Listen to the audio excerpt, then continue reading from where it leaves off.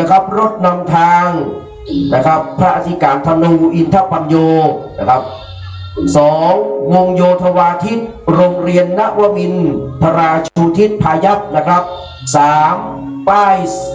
เชิญของเยาวชนชายหญิงนักเรียนป .6 โรงเรียนวัดสันขยอมอันที่4เป็นของคัดพระสงฆ์สามเณรนะครับแล้วก็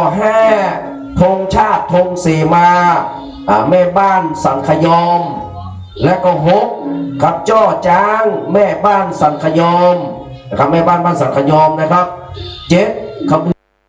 วนช่างฟ้อนนะครับ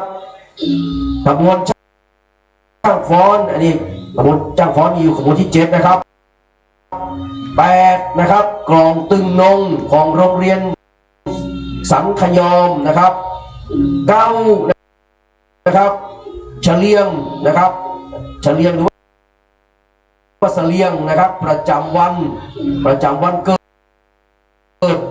ปางราหูนักเรียนโรงเรียนวัดสันขยอมเนอะนะครับ10นะครับกลุ่มแม่ขาวพ่อขาวกลุ่มแม่บ้านและศรัทธาวัดสันขยอมที่11นะครับลำดับเก๋หรือว่าลุงใจนะครับตาลปัตพัดยศของนะครับตาลปัตพัดรองนะครับดร.เอกพลพงษ์พิกุลนะครับดุษฎีนิพนธ์นะครับสาระนิพนธ์บทความนะครับอันนี้ของคุณระพีพัฒน์แสนคำนะครับชุดคุยนะครับและก็ที่13นะครับตำบลที่13กลองสบัดใจโรงเรียนนะครับแม่สานะครับกลองสบัดใจโรงเรียนแม่สา14นะครับชุดข้าราชการกำนันผู้ใหญ่บ้านผู้ช่วยผู้ใหญ่บ้านหน่วยราชการที่มาร่วมพิธี15นะครับฟ้อนแมววัดใจสถานหลักปูนนะครับ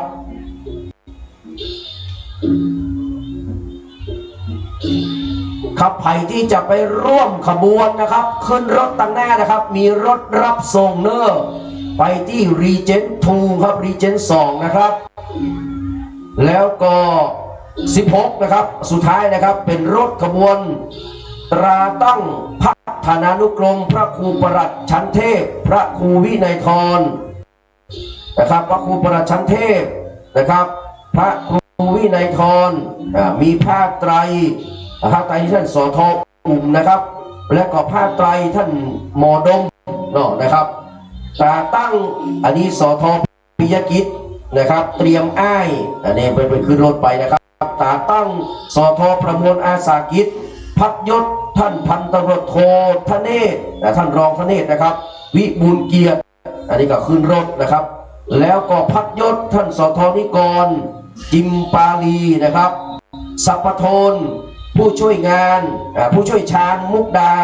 นี่ขึ้นรถและสัพพโทนท่านหนึ่งก็คือผู้ช่วยวิทุนเตรียมอ้ายนะครับเตรียมอ้ายนะครับลำดับที่17ครับกลองต้มพี่น้องกลองต้มนะครับแล้วก็กลองต้มก็คือกลองต้มเลยนะครับ18นะครับรถประชาสัมพันธ์พี่อ้ายบรรจงมณีมาอย่างนะครับ19นะครับรถปิดท้ายขบวนพระอธิการธนูอินทปัญโย19ขบวนนะครับตามที่ได้นะครับกราบเรียนให้ได้รับทราบนะครับครับตอนนี้ก็ขอเรียนเชิญนะครับท่านที่จะไปร่วมแห่ขบวนตาตั้งนะครับพัดยศฐานานุสักพระราชาคณะนะครับชั้นเทพว่าที่พระประหลัดพระครูวินัยทรนะครับเรียนเชิญไปขึ้นรถทางด้านหน้าเนอะนะครับท่านสจ.ประพันธ์นี่เพิ่งมารอตะกี้ละนะครับบอกว่าอย่างใดต้องมาเนาะงานของท่านเก่นอย่างใดต้องมาท่านอาจารย์ประพันธ์เพิ่งมาตะกี้ละนะครับขอบพระคุณท่านอาจารย์ประพันธ์และเพิ่นก็มีหน้าที่ที่เกิดกันจะคือเพิ่นจะอยู่ที่รถโบราณนะครับเชิญปริญญาบัตรนี่นะครับจะอยู่ที่รถโบราณมันมาเฟิงเลยท่านประพันธ์เนาะ นะครับเชิญปริญญาบัตรนะครับท่านดร.ประพันธ์แก้วเก๋นะครับเรียนเชิญนะครับสำหรับท่านที่จะไปร่วมขบวนนะครับที่ไปร่วมขบวนครับที่ Regent 2 Regent 2นะครับขึ้นรถได้เลยครับที่หน้าวัดนะครับวันนี้นะครับมาทุกภาคส่วนเลยนะครับในอำเภอสันทรายของเขานี่นะครับโดยเฉพาะในตำบลสันทรายน้อยสันพันเนตรที่ท่านนะครับพระครูปลัดกิติพงศ์กิติสุพโนด็อกเตอร์นะครับแห่งฐานะตำแหน่งหนึ่งของท่านนะครับนอกจากเป็นรองเจ้าวาดวัดสันขยอมก็ยังเป็นเลขานุการของเจ้าคณะตำบลสันทรายน้อยสันพันเนตรด้วยนะครับเกิดในที่ไม่ดีได้ดีมีถมไปเกิดที่ไหนก็ดีได้ถ้าไฟดีเนี่ยนะครับที่ไหนก็ตามแต่นะถ้าเราไฟดีอย่างนะครับมันก็จะประสบความสำเร็จนะครับวันนี้เป็นต้นหญ้าวันหน้าเป็นกอไผ่ถ้ายังมาเลิกลบความตั้งใจนะครับวันต่อไปก็จะเป็นต้นไทรที่มั่นคงแข็งแรงนะครับเหมือนกับท่านดร.แกนนี่แหละครับกับเรียนเชิญทุกภาคส่วนครับตามขบวนมี19ขบวนด้วยกันนะครับมี19ขบวนนะครับท่านที่มีหน้าที่ใดแล้วก็ได้ประชุมกันเป็นที่เรียบร้อยแล้วเนาะนะครับเอาได้ทำหน้าที่ตัวเก่าเรียบร้อยนะครับกับเรียนเชิญทุกคนทุกท่านเลยเด้อนะครับที่จะไปร่วมงานนะครับโลกขบวนแห่ตั้งพัดยศฐานานุศักดิ์ปริญญาบัตรนะครับดุษฎีบัณฑิตนะครับสาขาวิชาพุทธศาสนานะครับเรียนเชิญเลยนะครับที่ Regent 2นะครับ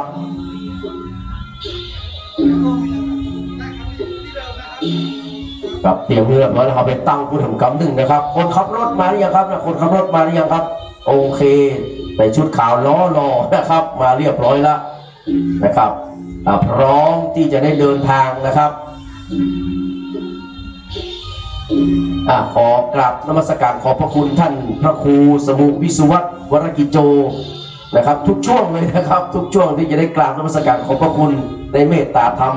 ของท่านนะครับที่ได้ส่งพระภิกษุสามเณรเจ้าหน้าที่นะครับได้มาทำการถ่ายทอดสดนะครับทางวิทยุคลื่น FM 104.50 เมกะเฮิรตซ์นะครับวิทยุฝ่ายหินนะครับวันนี้ก็จะมีพระสงฆ์เจ้ามาในช่วงบ่ายนะครับในช่วงเช้านี้พระเดชพระคุณหลวงพ่อท่านเจ้าคุณพระเทพปริยัติสะอาดขันติโกนะครับดุษฎีบัณฑิตกิติมศักดิ์นะครับท่านเป็นที่ปรึกษาเจ้าคณะภาค7และก็เป็นเจ้าอาวาสวัด7 ยอดพระอารามหลวงจะได้เมตตามามอบแต่ตั้งพักยศแล้วก็นะครับคือกับท่านพระคุณเจ้าทั้ง2 รูปนะครับแล้วหลวงพ่อจะได้เดินทางไปที่อำเภอปร้าวนะครับอำเภอปร้าวเพื่อไปปฏิบัติศาสนกิจต่อนะครับนี่เป็นความเมตตาปรมีธรรมของพระเดชพระคุณหลวงพ่อท่านเจ้าคุณพระเทพปริยัตินะครับน้องชาหรอข้าตั้งแต่ตี 5 ไปยังไม่ไหววะครับสำหรับกำหนดการนะครับพิธีสมโภชตั้งนะครับพัฒนานุกรมพระราชาคณะชั้นเทพพระเทพวชิระโมลี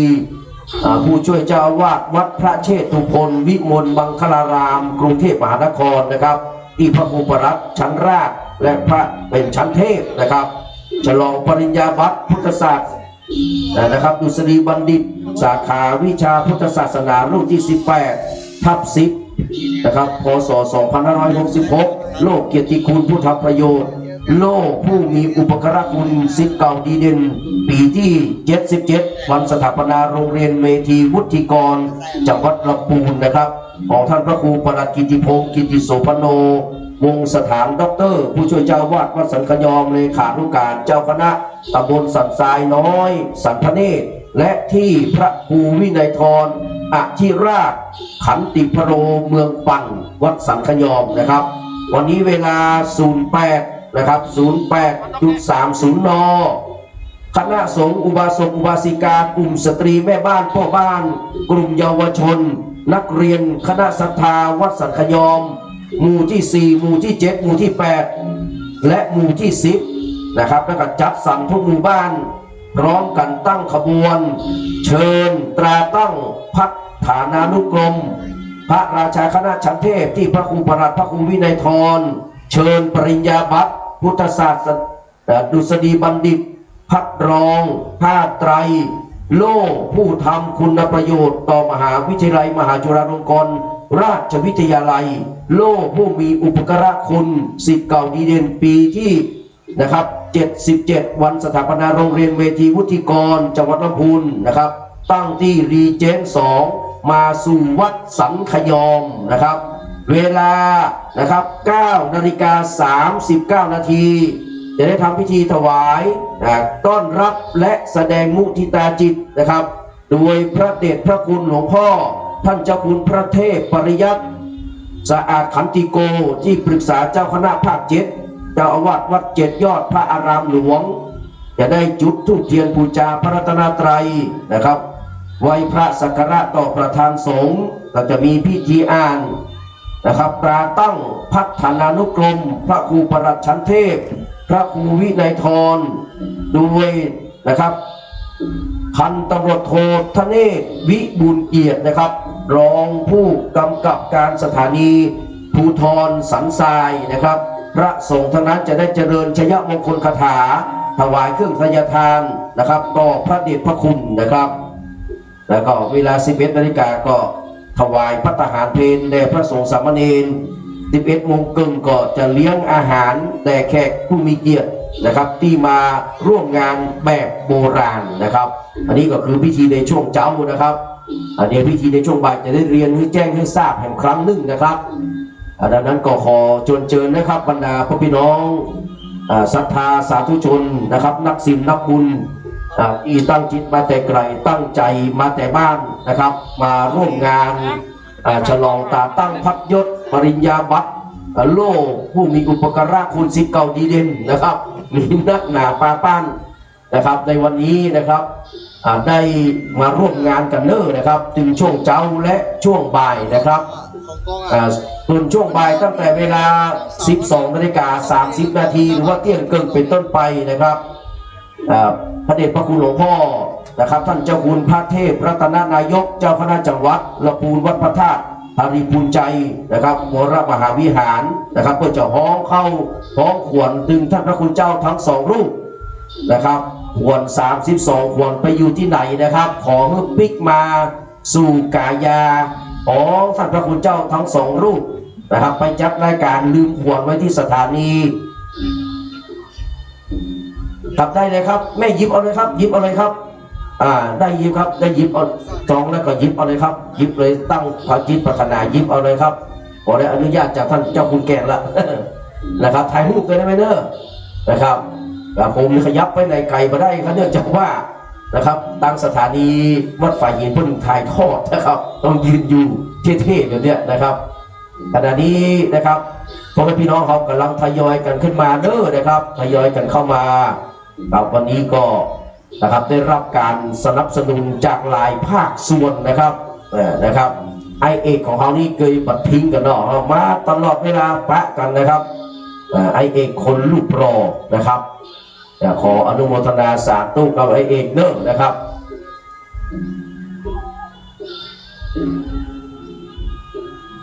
คุณเอกพลพงษ์พิกุลนะครับเรียกว่าเป็นคนรุ่นใหม่ไฟแรงที่นะครับมีจิตอาสานะครับเอกพลไม่ทิ้งใครถ้าใครไม่ทิ้งเอกพลก่อนนะครับครับสำหรับพิธีช่วงเช้าวันนี้ก็อย่าลืมนะครับพี่น้องเขาไปแห่กันเนอะ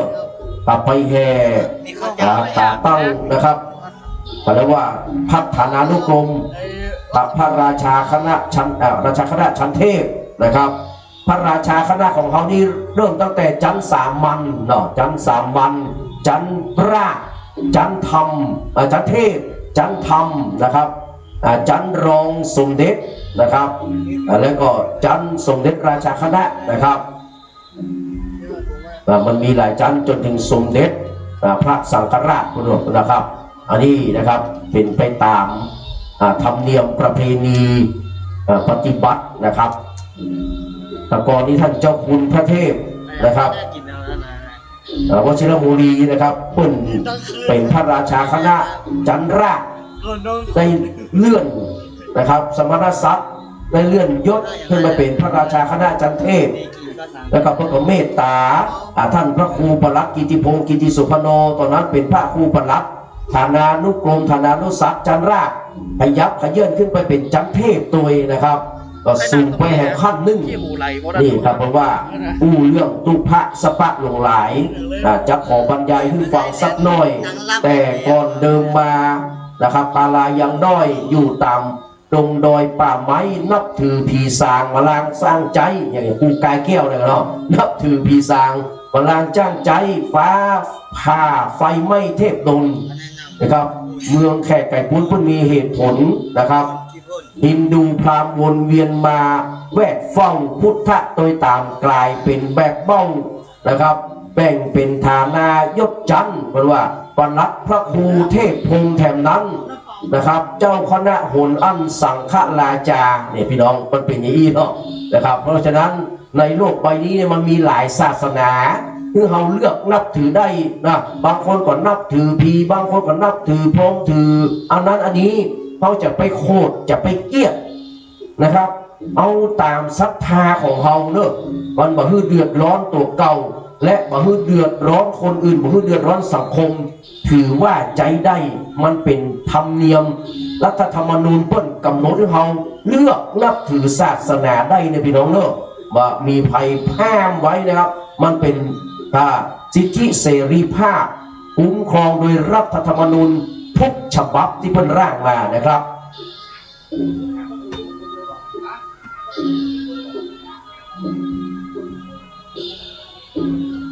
กับผมนี่ต้องรอคำสั่งของดร.เคน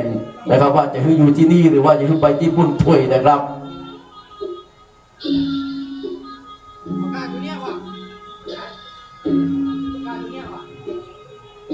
ครับตกลงว่าโชว์หน้ารออยู่ที่นี่กันแล้วกันเนาะนะครับขอบคุณสามเณรทั้งสองรูปนะครับจากวัดฝ่ายหินนะครับที่จะเป็นตัวแทนของท่านพระครูสมุวิสุวัฒน์วรกิจโจเจ้าวาดผู้อำนวยการสถานีนะครับได้มาทำการถ่ายทอดทั้ง2 วันเลยนะครับออกจากคลื่นวัดฝ่ายหินพี่น้องเป็นคุณูปการเป็นอย่างยิ่งทำให้พี่น้องนะครับที่สามารถจะมาที่วัดสังขยอมได้หันเหตุการณ์ทั้งภาพนะทั้งเสียงนะครับจากวัดสังขยอมพิธีการต่างๆนะครับนักหนาป่าปานพี่น้องเด้ออย่างที่ผมได้บอกไว้นี่มันเป็นศรัทธามาตั้งแต่เก่านะครับอย่าถือเขาเฮาว่าร้ายในโลกใบนี้ศาสนาเคลื่อนคล้ายเป็นแสนเป็นหมื่นเป็นล้านท่านเลือกเอาเป็นสิทธิ์แต่เนินธรรมนูญเขากำหนดคือเฮาเลือกนับถือได้อย่าพิเทียงกันตัดฟันบันไม่แปลงใจให้บานเป่งวะมันว่านะครับถ้าคนมีศีลมีธรรมะนี่ก็ละได้เสี่ยงกามาไทยจีนแขกนะครับลาวนั้นสมมุติเอาหนาที่จริงเกิดมาล้วนตายหมดเสี่ยงล้วนตายเลี่ยนเกลี้ยงอย่าได้พิเทียงกันเนินนายเพราะว่าเพราะนั้นเถียงกันไปมันมีประโยชน์ครับเรื่องศาสนาเอาศรัทธาของไผ่ของมันนะครับเขานับถืออย่าก็นับถือไปนะครับก็ต้องไปบูลลี่ก็ต้องไปด้อยค่าคนอื่นเปิ้นนะครับเอาตัวเฮาให้ดีที่สุดนี่นะครับอย่างท่านดร.แกนเนี่ยนะครับเพราะว่ามันต้องไปสนใจภัยจะว่าจะใดถ้าเราไปเมาไปแวะไปฟังเปี้ยบ้ายรายทางคนหนึ่งจะเอาอันนั้นคนหนึ่งจะเอานี้สุดท้ายนะครับได้จุ่มควายปิกบ้านเหมือนกับละอ่อนกับพ่อเนี่ยเราไปขายควายไปฟังเจ้าบ้านนะพ่อมันเอาลูกมันขี่หลังควายเจ้าบ้านก็ว่าโอ้อย่างไรเอาเปรียบลูกนะลูกก็ลงให้พ่อจุ่มนะครับพ่อก็ลงมาจุ่มลูกเอานะครับพอลูกขึ้นขี่ควายพ่องนะครับเจ้าบ้านก็ว่าโอ้ไอ้นี่อย่างไรเนี่ยเป็นลูกเป็นเต้าอกตัญญูเนี่ยมาจุ่มพ่อมันเนี่ยนะสุดท้ายนะปล่อยควายนะครับกำเจือกปิกบ้านได้สักอย่างเพราะเขาไปเจือกำคนอื่นไงครับเพราะนั้นต้องเชื่อมั่นในตัวเก่าถ้าเราทำอย่างเราไปแล้วบัดเดือดร้อนร้อนใจกับตัวเก่าบัดเดือดร้อนร้อนใจกับสังคมนะครับทำไปเถอะครับนะครับทำไปเถอะ นะครับบ่เดือดร้อนอะไรอย่างไผ่นะครับทำไปเด้อครับนี่รอคำเดียวเนี่ยพ่อน้องไม่นอกครับรอแป๊บหนึ่งเนอะนะครับเพื่อกำลังไปแห่พัดยศอยู่ไหมแล้วก็รอนั่งรอแป๊บหนึ่งเนอะครับเดี๋ยวก็มาเอาปอนนะครับเพราะช่วงเช้านี้นะครับหลังจากที่คณะสงฆ์อุบาสกอุบาสิกากลุ่มสตรีแม่บ้านพ่อบ้านกลุ่มหนุ่มสาวเยาวชนนักเรียนคณะศรัทธาวัดสังขยอมนะครับ4 หมู่ครับก็คือหมู่4นะครับหมู่ที่4หมู่ที่7หมู่ที่8และหมู่ที่10และก็หมู่บ้านจัดสรรทุกหมู่บ้านนะครับไปพร้อมกันตั้งขบวนเจิญตาตั้งพัฒนานุกรมพระราชาคณะชั้นเทพที่พระครูปรัตน์และพระครูวินัยทรได้เชิญปริญญาบัตรพุทธศาสตร์ดุษฎีบัณฑิตมีพัดรองภาคไตรโล่ผู้ทำคุณประโยชน์ต่อมหาวิทยาลัยมหาจุฬาลงกรณราชวิทยาลัยนะครับและก็โล่ผู้มีอุปการะคุณแก่ศิษย์เก่าดีเด่นเนาะปีที่77วันสถาปนาโรงเรียนเมธีวุฒิกรจังหวัดลำพูนนะครับตั้งแล้วก็จะได้เคลื่อนย้ายขบวนมาสู่วัดสังขยอมนะครับจากนั้นเวลา9:39 นาทีจะได้ทำพิธีถวายการต้อนรับและแสดงมุทิตาจิตนะครับพระเดชพระคุณหลวงพ่อท่านเจ้าคุณพระเทพปริยัติที่ปรึกษาเจ้าคณะภาค7วัด7 ยอดพระอารามหลวงก็จะได้มาเป็นประธานในพิธีในช่วงเช้านะครับจะได้เข้ามาจุดธูปเทียนบูชาพระรัตนตรัยนะครับหลังจากนั้นท่านพระคุณเจ้าทั้ง2 รูปก็จะได้เข้าถวายสักการะต่อประธานสงฆ์ว่าจะได้ครับพี่ไอ้เอาจ่อมลงในให้เลยครับจ่อมลงในหีบเนอะตั้งจิตอธิษฐานกันเนอะสาธุเกิดมาจากได้ในห่อหื้อนะครับมีสุขภาพร่างกายพระนามัยสมบูรณ์นะขอให้มีสุขภาพร่างกายมาก่อนเนอะครับมีเงินแสนเงินล้านถ้าร่างกายนอนติดเตียงเนี่ยครับก็มีประโยชน์อย่างสักอย่างนะครับเพราะนั้นขอร่างกายพระนามัยแข็งแรงสมบูรณ์สามารถนะครับดูแลตัวเก่าได้มาเป็นภาระของครอบครัวเหมือนภาระของสังคมนี่ก็ถือว่าใจได้ครับอโรคยะปรมลาภานะครับความบ่มีโรคเป็นลาภอันประเสริฐผมบอกใจว่าอโรคยานี่นะครับถ่ายทอดไปทั่วนะหลายที่นะครับจะที่พ้นสวดแท้ๆที่ถูกต้องก็คืออโรคยะปรมาราภานะครับ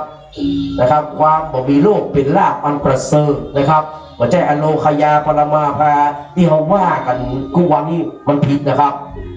ผมไปศึกษาจากนะครับดร.รองศาสตราจารย์ดร.เสถียรพงษ์วรรณปรกนะครับราชบัณฑิตถึงแม้เพื่อจะสิ้นชีวิตไปแล้วแต่นะครับผลงานของเพื่อนฝากไว้นะครับผมอ่านบทความของเพื่อนผมจึงได้รู้ว่าความจริงแล้วไม่ใช่อโลคยาปรมาราภาเป็นอโลคยะปรมาราภานะครับการที่มันมีโรคเป็นลาภอันประเสริฐนะครับเรียนเชิญเลยครับสวัสดีเนอร์นะครับเรียนเชิญเลยครับรอสักคำนะพ่อนอกอาจารย์นอกนะครับรอแป๊บหนึ่งนะครับครับจากนั้นนะครับก็จะมีพิธีอ่านตราตั้งนะครับพัฒนานุกรมพระครูปลัดชั้นเทพพระครูวินัยทรชั้นเทพโดยท่านพันตำรวจโทธเนศวิบุญเกียรติท่านรองผู้กำกับการสถานีภูธรสันทรายนะครับพระสงฆ์ทั้งนั้นก็จะเจริญชัยมงคลคาถาหรือว่าชยันโตนะพี่น้องครับก็จะได้ถวายเครื่องทายทานต่อพระเดชพระคุณหลวงพ่อพระเทพปริยัตินะครับแล้วก็จะได้ถวายพระทหารเพลแต่พระสงฆ์สามเณรนะครับที่มาร่วมงานในวันนี้ในช่วงเช้านะครับและจากนั้นก็จะได้เลี้ยงดูปู่เสือเลี้ยงข้าวป่าอาหารนะครับแขกผู้มีเกียรติวันนี้เอาแบบโรงทานนะพี่น้องเนอะโรงทานนี่ก็คือนะครับเปิดเมื่อใดนะครับได้เวลาที่พอสมควรก็เปิดโรงทานต้อนรับบรรดาพ่อพี่น้องบางคนบางท่านก็ได้กินข้าวเจ้ามาก็มีนะครับดังนั้นก็ช่วงนี้ก็ลองข้าวต้มก็ยังอยู่เนอะข้าวต้มยังมีอยู่นะครับนิมนต์แล้วก็ เรียนเชิญนะครับข้าวต้มด้านหลังนะครับ ด้านหลังกุฏินะครับครับวันนี้และก็ขออ่านกำหนดการนะครับในช่วงบ่ายนะครับในช่วงบ่ายเนาะนะครับในช่วงบ่ายคือบรรดาพี่น้องได้รับทราบกันนะครับเอามาละมาหับตุลุงมาละนะครับจากวัดฝ่ายหินวันนี้หัวหน้าพูดมาละนะครับแล้วก็ครับเวลา 12:30 นาทีอย่างที่ได้ประกาศไปครับพิธีเรียกขวัญแบบล้านนาบ้านเฮาห้องขวัญทางอีสานก็ห้องขวัญนะถ้าเป็นตู้เจ้าถ้าคนบ้านมาห้องขวัญพระตู้เจ้าก็ห้องอาราธนาหรือว่านิมนต์ขวัญนะครับครับโดยพระเดชพระคุณหลวงพ่อท่านเจ้าคุณพระเทพรัตนนายกเจ้าคณะจังหวัดจักรปูนนะครับวัดพระธาตุหริพุนชัยวรมหาวิหารเวลา 13:39 นาทีพระสงฆ์พิธีจำนวน119 รูปแต่ว่า109 รูปนะครับอยู่ที่ไหนพบเสียงนะครับวันนี้119 รูปเพิ่มมาแห่ง10 รูปพี่น้องนะครับและก็คณะศรัทธาท่านผู้มีเกียรติพร้อมกันณวิหารไม้ซับทองทรงล้านนาของวัดสันขยอมนะครับจากนั้นนะครับนายศิวะธมิกานนท์นะครับท่านในอำเภอสันทรายกับเพื่อนย้ายมาจากอำเภออุ้มก๋อยนะครับผมนี่รู้จักเพื่อนที่อำเภออุ้มก๋อยเพราะไปอุ้มก๋อยเมืองลืมนะครับแต่ก่อนนี่นะถ้ารู้จักกับท่านศิวะธมิกานนท์เป็นคนเก่งนะครับท่านมาอยู่ที่อำเภอสันทรายของเราก็ 3-4 ปีแล้วเนาะนะครับท่านจะได้มาเป็นประธานจุดธูปเทียนบูชาพระรัตนตรัยจากนั้นนะครับพ่ออาจารย์นะครับก็จะได้นำไหว้พระนะครับอาราธนาศีลรับศีลครับแล้วก็ท่านพระคุณเจ้าทั้งนะครับหมดทั้งมวลนี้ก็จะได้นะครับถวายเครื่องสักการะเนาะนะครับโดยท่านพระครูปลัดกิติพงศ์กิติสุพโนนี่หมายถึงว่าท่านในอำเภอจะได้เข้าถวายเครื่องสักการะต่อท่านพระครูปลัดกิติพงศ์กิติสุพโนด็อกเตอร์ผู้ช่วยเจ้าอาวาสวัดสันขยอมและเลขานุการเจ้าคณะตำบลสันทรายน้อยสันพเนตรนะครับและก็ถวายกับท่านพระครูวินัยธรอธิราชขันติพโรวัดสันขยอมของเขาตัวเองนะครับ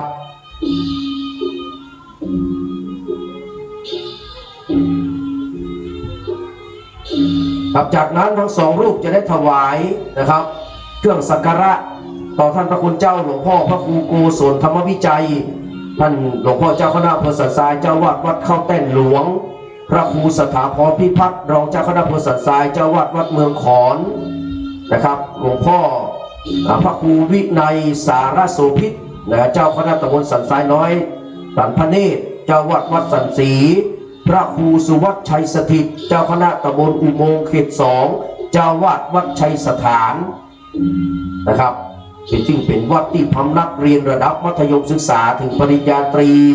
นะครับมจล.วิทยาลัยสงลปูนของท่านพระครูปลัดกิติพงศ์กิติสุพโนหรือว่าตุปิแกนของเรานะครับและก็ท่านพระครูสถิตธุราธรเจ้าอาวาสวัดสันขยอมผู้มีเมตตาบารมีธรรมใหญ่หลวงนะครับพระครูปรีชาธรรมวิจิตรนะครับเลขานุการเจ้าคณะอำเภอพระประแดงซึ่งเป็นผู้ช่วยเจ้าวาดวัดทรงธรรมวรวิหารจังหวัดสมุทรปราการในนามตัวแทนนะครับพระเดชพระคุณหลวงพ่อท่านเจ้าคุณพระเทพวชิระบุรีผู้ช่วยเจ้าวาดวัดพระเชตุพนวิมลมังคลารามนะครับกรุงเทพจากนั้นนายศิวะธมิกานนท์ในอำเภอสันทรายนะครับก็จะได้อ่านตาตั้งฐานานุกรมที่พระครูปลัดพระครูวินัยธรอ่านปริญญาบัตรพุทธศาสตร์ดุษฎีบัณฑิตนะครับโดยท่านผู้ช่วยศาสตราจารย์ดร.เทวันเอกจันทร์นะครับอันนี้ก็เป็นดร.มหาเทวันนะครับปริญญาธรรม9 ประโยคจากสำนักวัดบุพารามแต่ก่อนบุพารามแต่ก่อนนะครับท่านเป็นอาจารย์ประจำหลักสูตรสาขาบาลีภาษาบาลีนะครับจากมหาวิทยาลัยจุฬาลงกรณราชวิทยาลัยวิทยาเขตเชียงใหม่นะครับหลังจากนั้นก็จะได้อ่านโล่นะครับผู้ทำคุณประโยชน์ต่อมหาวิทยาลัยจุฬาลงกรณราชวิทยาลัยนะครับ โดยท่านดร.ประดิษฐ์ปัญญาจีนนะครับท่านประธานหลักสูตรสาขาภาษาบาลีนะครับดร.จิตเทพนะครับจิตเทพปิ่นแก้วเลขานุการนะครับหลักสูตรสาขาบาลีแล้วก็จากมหาวิทยาลัยนะครับจุฬาลงกรณราชวิทยาลัยวิทยาเขตเชียงใหม่นะครับท่านจะเป็นผู้อ่านนะครับโล่ผู้มีอุปการะคุณศิษย์เก่าดีเด่นปีที่77นะครับนี่ผู้อ่านโล่นี้คือคุณชุมพลนะครับปันอินเนาะท่านนายกสมาคมศิษย์เก่าโรงเรียนเมธีวุฒิกรครับเมื่ออ่านเสร็จสับเรียบร้อยแล้วพระสงฆ์ทั้งนั้นจำนวน119รูปจะได้เจริญชัยมงคลคาถาก็จะมีการบรรเลงเพลงมหาฤกษ์มหาชัยตีลั่นก้องกองใจนะครับและก็เชิญแขกผู้มีเกียรติจุดเทียนปากน้ำมนต์ขัทธสาครพระสงฆ์119รูปจะได้เจริญพระพุทธมนต์เพื่อความเป็นสิริมงคลมรรคนายกก็จะได้โอกาสเวียนทางสุมาพรตานกล่าวคำถวายเครื่องกัปปิยพันธ์เรียนเชิญท่านผู้มีเกียรติเจ้าภาพเครื่องทายทานตามลำดับนะครับจากนั้นพระเดชพระคุณหลวงพ่อซึ่งเป็นประธานในพิธีก็จะได้กล่าวสัมโมทนียคาถาพระครูสิริปริยติยานุศาสตร์ดร.ดวงจันทร์คุตตศิโลกับรองเจ้าคณะอำเภอแม่แจ่มวัดพันแหวนนะครับอาจารย์ประจำศูนย์บัณฑิตศึกษาประธานควบคุมดุษฎีนิพนธ์นะครับรูปแบบการจัดการโรงเรียนการสอนวิชาพระพุทธศาสนาแบบไฟรู้โรงเรียนบ้านแม่แก้วน้อยอำเภอสันทรายจังหวัดเชียงใหม่มหาวิทยาลัยนะครับจุฬาลงกรณราชวิทยาลัยวิทยาเขตเชียงใหม่จะได้กล่าวแสดงมุทิตาในนามของคณาจารย์ครับเรียนเชิญนะพี่น้องเนอะไปที่รีเจนนะครับรีเจน2นะครับเดี๋ยวเราจะได้แห่ขบวนมาที่วัดสังขยมนะครับครับเดี๋ยวสักกรรม1เนอะนะครับพระเดชพระคุณหลวงพ่อท่านเจ้าคุณพระเทพปริยัตินะครับที่ปรึกษาเจ้าคณะภาค7เจ้าวาดวัด7ยอดมหาโพธารามพระอารามหลวง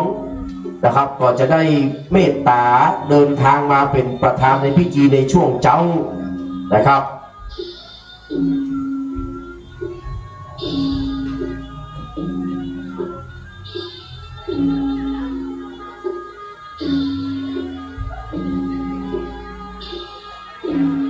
จากนั้นนะครับเชิญแขกผู้มีเกียรติเจ้าภาพเข้าถวายเครื่องทายทานตามลำดับ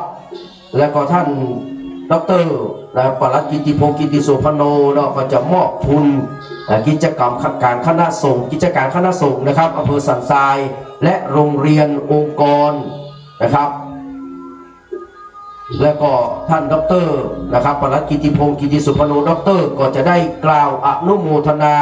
ขอบคุณพระสงฆ์พระเถรานุเถระนะครับและแขกผู้มีเกียรติและเจ้าภาพพระสงฆ์ทั้งหมดนั้นนะครับจะได้อนุโมทนาหมู่เฮาก็จะได้กรวดน้ำรับพรวันตาหลวงวันตาน้อยกราบลาพระรัตนตรัยก็จะเป็นอันเสร็จพิธีในวันนี้นะครับซึ่งเป็นวันที่2นะครับเมื่อตะวันนี้ก็สำเร็จเรียบร้อยไปแล้วนะครับเดี๋ยวสักกรรม1นะครับกระผมจะได้ขออนุญาตนะครับประกาศรายชื่อเจ้าภาพนะครับที่ได้สละจตุปัจจัยเงินทองต่างๆนะครับได้ร่วมเป็นเจ้าภาพสังฆทานเอามาเจ้าให้พ่อขึ้นมาบนเพลเลยพ่อกับแสดงมุทิตาจิตเนอะกองสีแดงเนี่ยแสดงมุทิตาจิตที่นี่เลยครับครับที่นี่เลยครับพ่อครับพ่อตั้งจิตอธิษฐานเนอะพ่อเนอะครับตั้งจิตอธิษฐานขอให้มีสุขภาพร่างกายพรรณนามัยแข็งแรงสมบูรณ์นะครับปราศจากโรคภัยไข้เจ็บสัพพภัยพิบัติอุปัตวันตรายทั้งหลายจะได้มากล้ำกลายราวีมีแต่ความโชคดีนะครับมีผาสุขศรีสวัสดิ์ทุกทิวาราธิการครับขอบพระคุณอนุโมทนานะพ่อเด้อครับ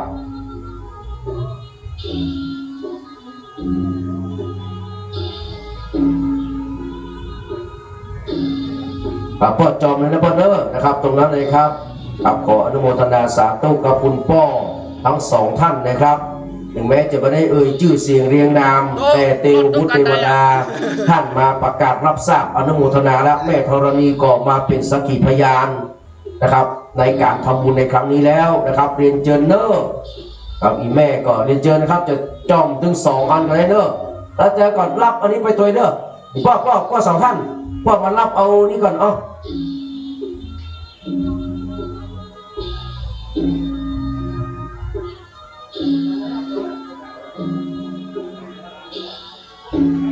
สา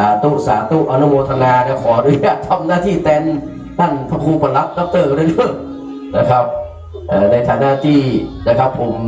ได้ปรารถนาตัวเก่าไว้ว่าจะได้มาถวายงานในช่วงที่เป็นก่อนพิธีการนะครับตอนนี้คนละซองแม่เนอะคนละซองใส่ซองเพชรก่อนซองอาวุโสอันนี้ซองรองนะครับได้แม่ก็ยิบเอาอันนั้นอันครับยิบติดแสดงวิธีการจิตนะนะเป็นของที่ระลึกในแม่เนอะครับอนุโมทนาสาธุนะพี่น้องอยู่ทางบ้านเนอะที่สิ่งที่เขาได้บ่มือกับคนที่เป็นมานี่ก็คือเขาบ่ได้กระเป๋าเนี่ยเขาทำบุญจริงแต่เขาบ่ได้กระเป๋าเราเห็นแต่เราไม่ได้นี่ก็เรียกว่าสัมผัสไม่มีรูปเสียงมีนะครับอรรถรสชาติมีแต่ไม่ได้สัมผัสนะครับเพราะนั้นต้องมาที่วัดสังขยอมนะครับไม้สักทองทรงล้านนาที่เดียวครับในจังหวัดเชียงใหม่ในพี่น้องเด้อครับสำหรับวัดสันขยอมนะครับต้องรำลึกนึกถึงนะครับในเมตตาปรมีธรรมของท่านราชครูนะครับพระครูปัญญาที่เพิ่นได้มาสร้างวัดวาอารามแห่งนี้ไว้นะครับจนมีชื่อเสียงเรียงนามมาถึงยุคของท่านพระครูภาควิหารกิจนะครับแล้วก็ยุคของท่านพระครูสถิตธุราธรยุคของท่านแก่นเนี่ยนะครับครับเป็นเจอเนอะไอ้แม่รับไปหรือยังรับเลยครับสาธุตั้งจิตอธิษฐานเอาไปเนอะนะครับได้รับอนุญาตไปแล้วก็ถึงเอาแจกคนที่มาทำบุญเนี่ยแม่เลยเนาะสาธุ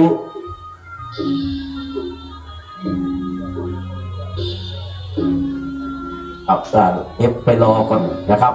ตอนที่ขบวนขึ้นมาเรียบร้อยแล้วเขาก็แสดงมุทิตาถวายมุทิตาสักการะจิตนะครับ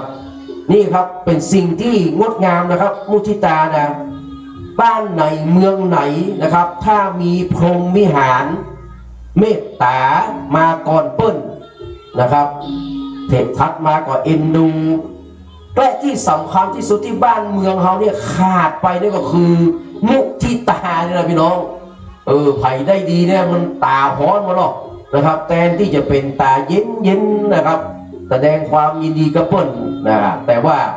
ส่วนมากมาเป็นอย่างอันแต่วันนี้พี่น้องที่มาแสดงความมุทิตาจิตกับท่านพระคุณเจ้าทั้ง2 รูปนี่แล้วได้บุญได้กุศลแม่เอามาจองกันบนเพลงอะไรไหมเนาะเขาจะได้มาฮับกระป๋องก็จองร่วมก็ได้เดี๋ยวมาฮับนี่จะได้เป็นบุญเป็นกุศลนะครับแม่ทั้ง2 ท่านมาฮับนี่นะครับนี่ทำหน้าที่โดยแทนท่านหลวงพ่อสถิตโดยหลวงพ่อนี่เลยคนละอันเอาไปอวดเนอะเอาไปอวดที่บ้านเนอะนะอีแม่มาถึงแล้ววัดสันขยอมนะแม่เนาะ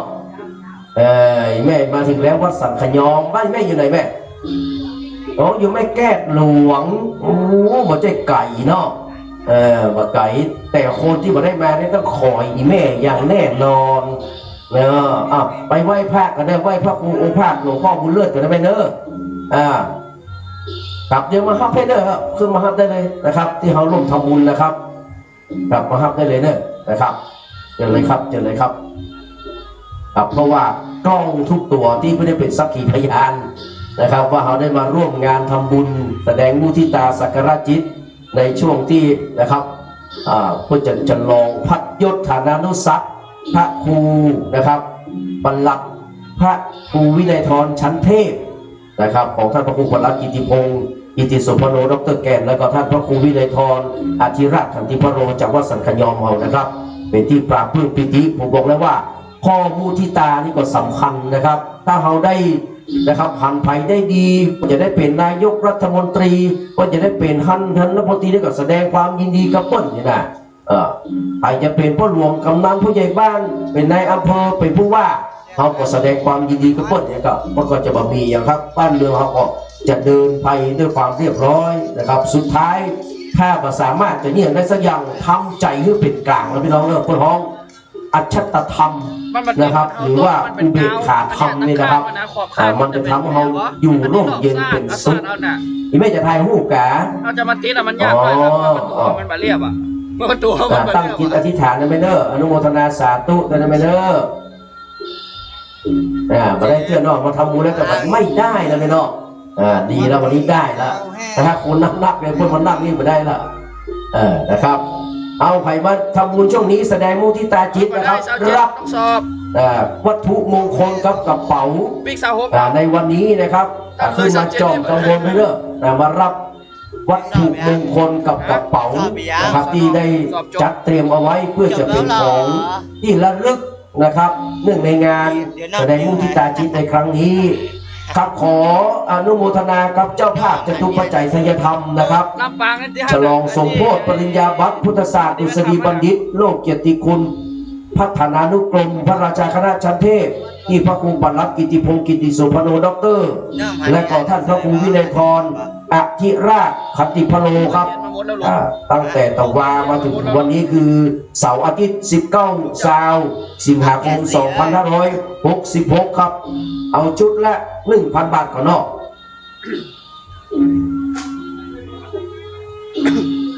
หูละมันน่าขี้หูไหลเอานี่ยัดไปก่อนข้างนึงเนี่ยมือว่าเนี่ยเที่ยงคืนยังเปิดคอนเสิร์ตอยู่เลยขออ่านชุดแรกก่อนนะครับชุดแรกนะครับอะไรกราบนมัสการขอบพระคุณในเมตตาธรรมของท่านพระคุณเจ้าท่านพระครูสถิตทุราธรกับเจ้าอาวาสวัดสังขยอมรับเครื่องทายทานจำนวน230ชุดนะครับเป็นเงินจำนวน 50,000 บาทกราบนมัสการขอบพระคุณเป็นอย่างยิ่งครับหลวงพ่อท่านพระครูสุวัฒน์นะครับชัยสถิตนะครับเจ้าวาดวัดใจสถานเจ้าคณะตำบลเขต2ละปูนนะครับอำเภอเมืองละปูนนะครับรับ10ชุดนะครับเป็นเงิน 10,000 บาทกราบนมัสการขอบพระคุณนะครับท่านพระครูปิยะสารโสพลผู้อำนวยการโรงเรียนเมธีวุฒิกรนะครับจังหวัดละปูนพับ2ชุดครับ 3,500 บาทพระชัยนรงค์ชยมังคโลนะครับวัดสังขยอมหรือว่าทุพียศเนาะนะครับ4ชุดนะครับ 3,500 บาทพระครูนะครับสิริวชิโรภารองเจ้าคณะอำเภอเมืองจังหวัดลำพูนนะครับวัดป่าม่วงอัมพวันนะครับ1ชุด 2,000 บาทพระครูปรัตพัทราพงศ์พัทธปัญโยวัดมหาวันลำพูน1ชุด 2,000 บาทพระธิการมานิตคุณธรรมโมเจ้าวาดวัดบ้านหลวยลำพูน1ชุด 2,000 บาทพระธิการกสิดิตสิริปัญโยเจ้าวาดนะครับวัดธงสัจจะละปูน 2,000 บาท1ชุดนะครับพระครูอดุลวรปัญญาเจ้าอาวาสวัดฟ้ามุ้ยจังหวัดเชียงใหม่1ชุด 2,000 บาทพระครูอุทัยธรรมานุการเลขานุการรองเจ้าคณะอำเภอสันทรายวัดศรีสายมูล1ชุด 2,000 บาทพระครูปลัดปัทมพงษ์เตชะปุญโยวัดดับไพอำเภอเมืองเชียงใหม่1ชุด 2,000 บาทพระครูสังฆรักษ์รุ่งโรจน์ชินวโรเจ้าอาวาสวัดป่าบงจังหวัดเชียงใหม่นะครับ1ชุด 2,000 บาทพระครูปลัดเกรียงไกรกัลยาณวุฒโธเลขานุการเจ้าคณะตำบลหนองจอมวัดท่าเกวียนสันทราย1ชุด 2,000 บาทพระครูปลัดสิริมงคลจิระยาโนเจ้าวาดวัดทาสุกเหมยหรือว่าทาสุกเหมยนะครับจังหวัดลำพูนนะครับ1ชุด 2,000 บาทท่านดร.นิตยาพงพิกุลผู้อำนวยการโรงเรียนพงพิกุลเชียงใหม่ท่านดร.เอกพุลพงพิกุลนะครับผู้ช่วยผู้จัดการโรงเรียนพงพิกุลเชียงใหม่3ชุด 6,000 บาทนะครับท่านอาจารย์นิวัฒน์คุณสิริพรสิริสารของครอบครัว2ชุด 4,000 บาทนายสมพงษ์นางศรีวันตุ่นแก้วของครอบครัว2ชุด 4,000 บาท ร้อยตำรวจเอกวิชัยนางไถจือฟูปิงนะครับของครอบครัว2 ชุด 4,000 บาทนายณัฐวุฒินางสาววราพรวงจักรแม่สุภาพวงจักรของครอบครัว2 ชุด 4,000 บาทนะครับคุณยายแสงทองศรีจันทร์บ้านเดอะลากูน่าโฮมนะครับ1 ชุดแต่เพิ่นมอบ 3,000 บาทนะครับคุณนะครับท่านนายกชัชวาลเล็กทำลงนะครับนายกเทศมนตรีตำบลหนองจอมแม่ครูประภัสสรเล็กทำลงประธานการศึกษาเทศบาลตำบลหนองจอม1 ชุด 2,000 บาทอาจารย์พิมพ์พันธ์ทองงามผู้บริหารโรงเรียนนะครับวีระยาเชียงใหม่นะครับวีระยาเชียงใหม่1 ชุด 2,000 บาทท่านอาจารย์อำนวยแก้วมูลนะครับผู้ในวยการโรงเรียนบ้านโป่ง1 ชุด 2,000 บาทท่านอาจารย์สุริพรสุขประเสริฐ1 ชุด 2,000 บาทท่านเป็นผู้ในวยการโรงเรียนอนุบาลสุขประเสริฐนะครับผู้บริหารคุณครูโรงเรียนศาสตร์นะครับโรงเรียนสารศาสตร์นะครับสารศาสตร์วิเทศเชียงใหม่นะครับ1 ชุด 2,000 บาทนะครับ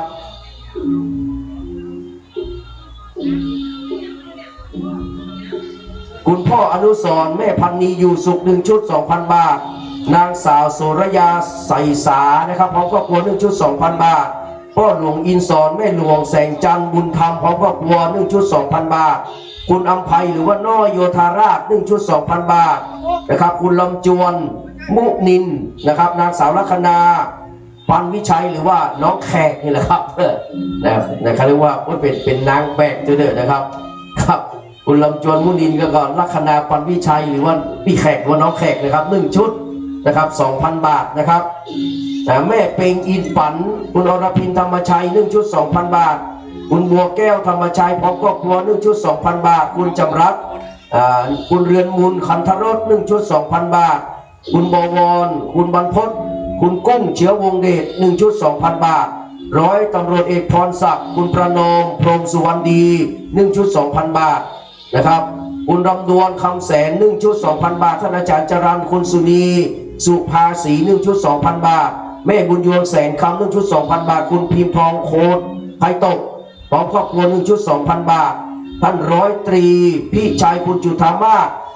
วิไลนะครับทับพุ่ง1 ชุด 2,000 บาทคุณวันดีจำปาเรียนเชิญครับจอมขบวนนี้นะครับหนูจ๋ามาทางนี้ครับแม่มาทางนี้เลยพี่ถึงแม่ถึงพี่เพราะว่าเป็นแม่ตัวเป็นพี่ถวยนะครับมาจอมตรงนี้แล้วก็เดี๋ยวก็ยิบนี้ไป2 ชุดเนอะเอาคนละที่วันที่พูดตัวนี้ตัวไป2 ที่เนาะแล้วก็ยิบอันนี้ติ้งอันใดเป็นอันใดก่อนอย่างนั้นเอาลูกเอาเลยครับ1 อันลูกยกมือไหว้ก่อนสาธุสุดยอดสุดยอดครับแม่บุญโยแสงคำ1 ชุด 2,000 บาทอันนี้แทนอันนี้เอามาคุมอันนี้เมื่อวานครับของวัดนี่เลยครับแดงไปขอเขาแล้วก็คุณนะครับวันดีจำปาพร้อมครอบครัว1 ชุดนะครับ 2,000 บาทคุณจริงคุณเปา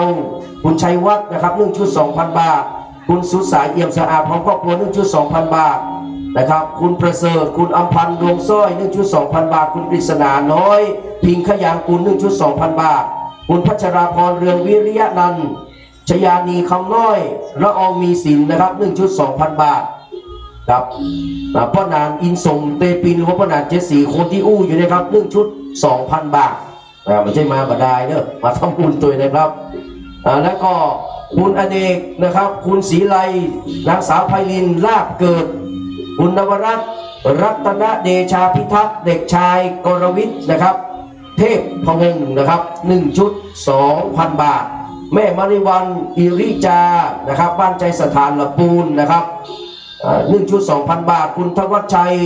คุณอัมพรธรรมปัญญานะครับคุณสมเพชรนะครับนางสาวภูพิงนะครับคุณสมพลนางสาวดวงพรธรรมปัญญา1 ชุด 2,000 บาทนะครับ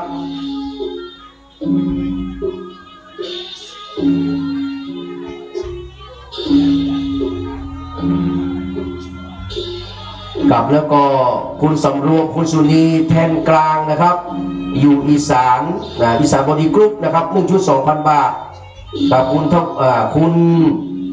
วลัยพันธ์โยธาราช1 ชุด 2,000 บาทคุณสมบุญนะครับคุณพวงทองคำฟู1 ชุด 2,000 บาทแม่สุพินศักดิ์รุ่งพงษากุลนะครับ1 ชุด 2,000 บาทคุณเกรียงศักดิ์นะครับคุณธัญนันท์คำฟูพร้อมครอบครัว1 ชุด 2,000 บาทนะครับคุณพันเทพจีนาธีรโรจน์พร้อมครอบครัว1 ชุด 2,000 บาทคุณดัชนีนะครับฟราชิลนะครับฟราชิลเรดิโอฟราชิลนะครับเรดิโอ1 ชุด 2,000 บาทคุณสมวงศ์คุณพองศรีจอมมูล1 ชุด 2,000 บาทกับใครจะแสดงมุทิตาสักการะจิตก็ขอเรียนเชิญเลิกนะครับขอเรียนเชิญทางด้านบนนะครับหรือว่าจะรอเอาปอนจากท่านพระคุณเจ้าทั้ง2 รูปก็ขอรอเพิ่นได้แห่มาก่อนเนอะนะครับเดี๋ยวจะได้มาปั่นปอนนะครับ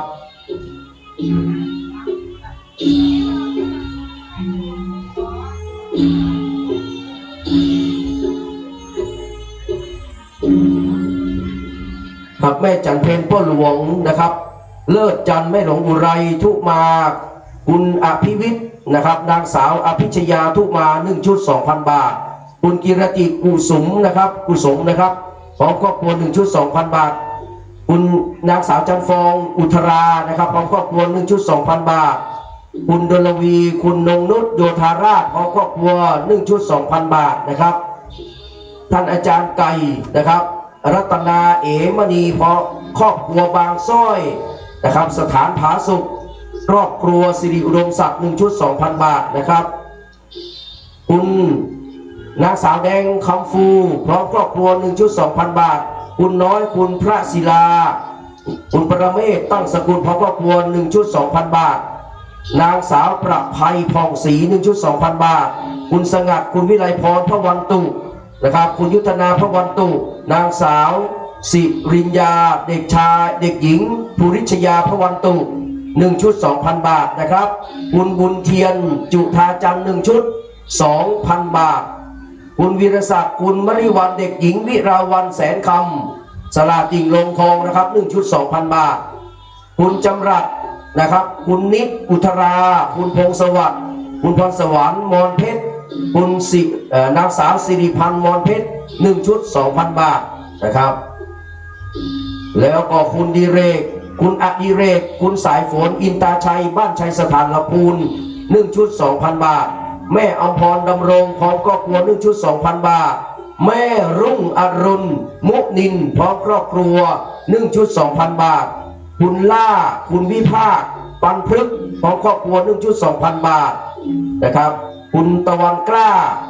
อินตะมาเด็กชายธนวัฒน์สร้อยสังวาน1 ชุด 2,000 บาทคุณอุ่นเรือนคุณศรีพันธ์จอมปินทองพร้อมครอบครัว1 ชุด 2,000 บาทคุณวิทยาคุณสุรีรำจวนนะครับพร้อมครอบครัว1 ชุด 2,000 บาทคุณแก้วคุณเรนูสมบัติ1 ชุด 2,000 บาทพ่อกำนันบุญยงแม่สมนึกดำรงนะครับพร้อมครอบครัว1 ชุด 2,000 บาทแล้วก็คุณพ่อสมเพชรคุณแม่แสงเงินโยธาราชบ้านหลักปันนะครับ1 ชุด 2,000 บาทครอบครัวพ่อสุพรรณชัยเทพ1 ชุด 2,000 บาทนางสาวอุไรนางสาวเล็กคำฟู1 ชุด 2,000 บาทคุณบุญเลิศคุณคำมูลแสนคำพร้อมครอบครัว1 ชุด 2,000 บาทนางสาวอรวรรณหรือว่าคุณหนูโยธาราช1 ชุด 2,000 บาทคุณจำเริญคุณพองพันธ์คันธรสนะครับของครอบครัว1 ชุด 2,000 บาทนะครับขอบพระคุณนะครับท่านที่เอาน้ำมามอบมือเนอะตามน้ำได้เป็นเศรษฐีเร็วรวยในวันนี้พรุ่งนี้นะครับขอบพระคุณครับตามน้ำคือเข้ากันละคือวันแรกเนี่ยพี่น้องเนอะมันจะเป็นต้องเศรษฐีวันแรกจะเปล่งผ่องใสเมื่อคุณได้ให้ทางน้ำพี่น้องอายุสุขภาพร่างใจจะแข็งแรงเมื่อคุณได้อาหารนะครับนั้นคือถึงอายุคือตึงวันนะคือถึงพละนะครับคือถึงความสุขขอบพระคุณอนุโมทนาสาธุนะครับแล้วก็คุณจำเริญคุณพองพันธ์คันธรสที่อ่านไปแล้วนะครับแม่รวยสิริทยานนท์พร้อมครอบครัว1 ชุด 2,000 บาทพ่อเชิดเกียรติแม่จันชายชัยมั่นนะครับ1 ชุด 2,000 บาทแม่วราเพนหรือว่าคุณเพลินประทุมนะครับ1 ชุด 2,000 บาทแม่จันสมจีโนตัน1 ชุด 2,000 บาทนะครับแล้วก็พ่อหลวงสุรัตน์แม่หลวงสิริพรหมจารี1 ชุด 2,000 บาทนางสาวกาญจนาพรโยธาราช1 ชุด 2,000 บาทบริษัทน้ำดื่มเคียหมู่10นะครับ2 ชุด 5,000 บาทครับต้องขออนุโมทนาสาธุครับในชุดแรกนี้นะครับครับยังบำงดบ่เสี่ยงเนอะชุดละ 1,000 บาทครับผมจะมาอ่านจำนวนเงินครับที่ผมอ่านจะได้คือ1 ชุดเป็น 1,000 บาท1 ชุด 1,000 บาทนะครับแม่เอื้องนะครับหรือว่ายายเฮืองนางสาววาสนารัชนี1 ชุดนะครับคุณครูอรัญญาแก้วมาคุณประภาสคุณปริญญาคุณปรัชญาแก้วมา1 ชุดคุณบรรลือคุณนารีรัตน์นางสาวจุฑามาศวงเรือน1 ชุดดร.ปริยารัตน์ใจเนตรหรือว่าดร.ท่านอาจารย์ม่อนนะครับ1 ชุด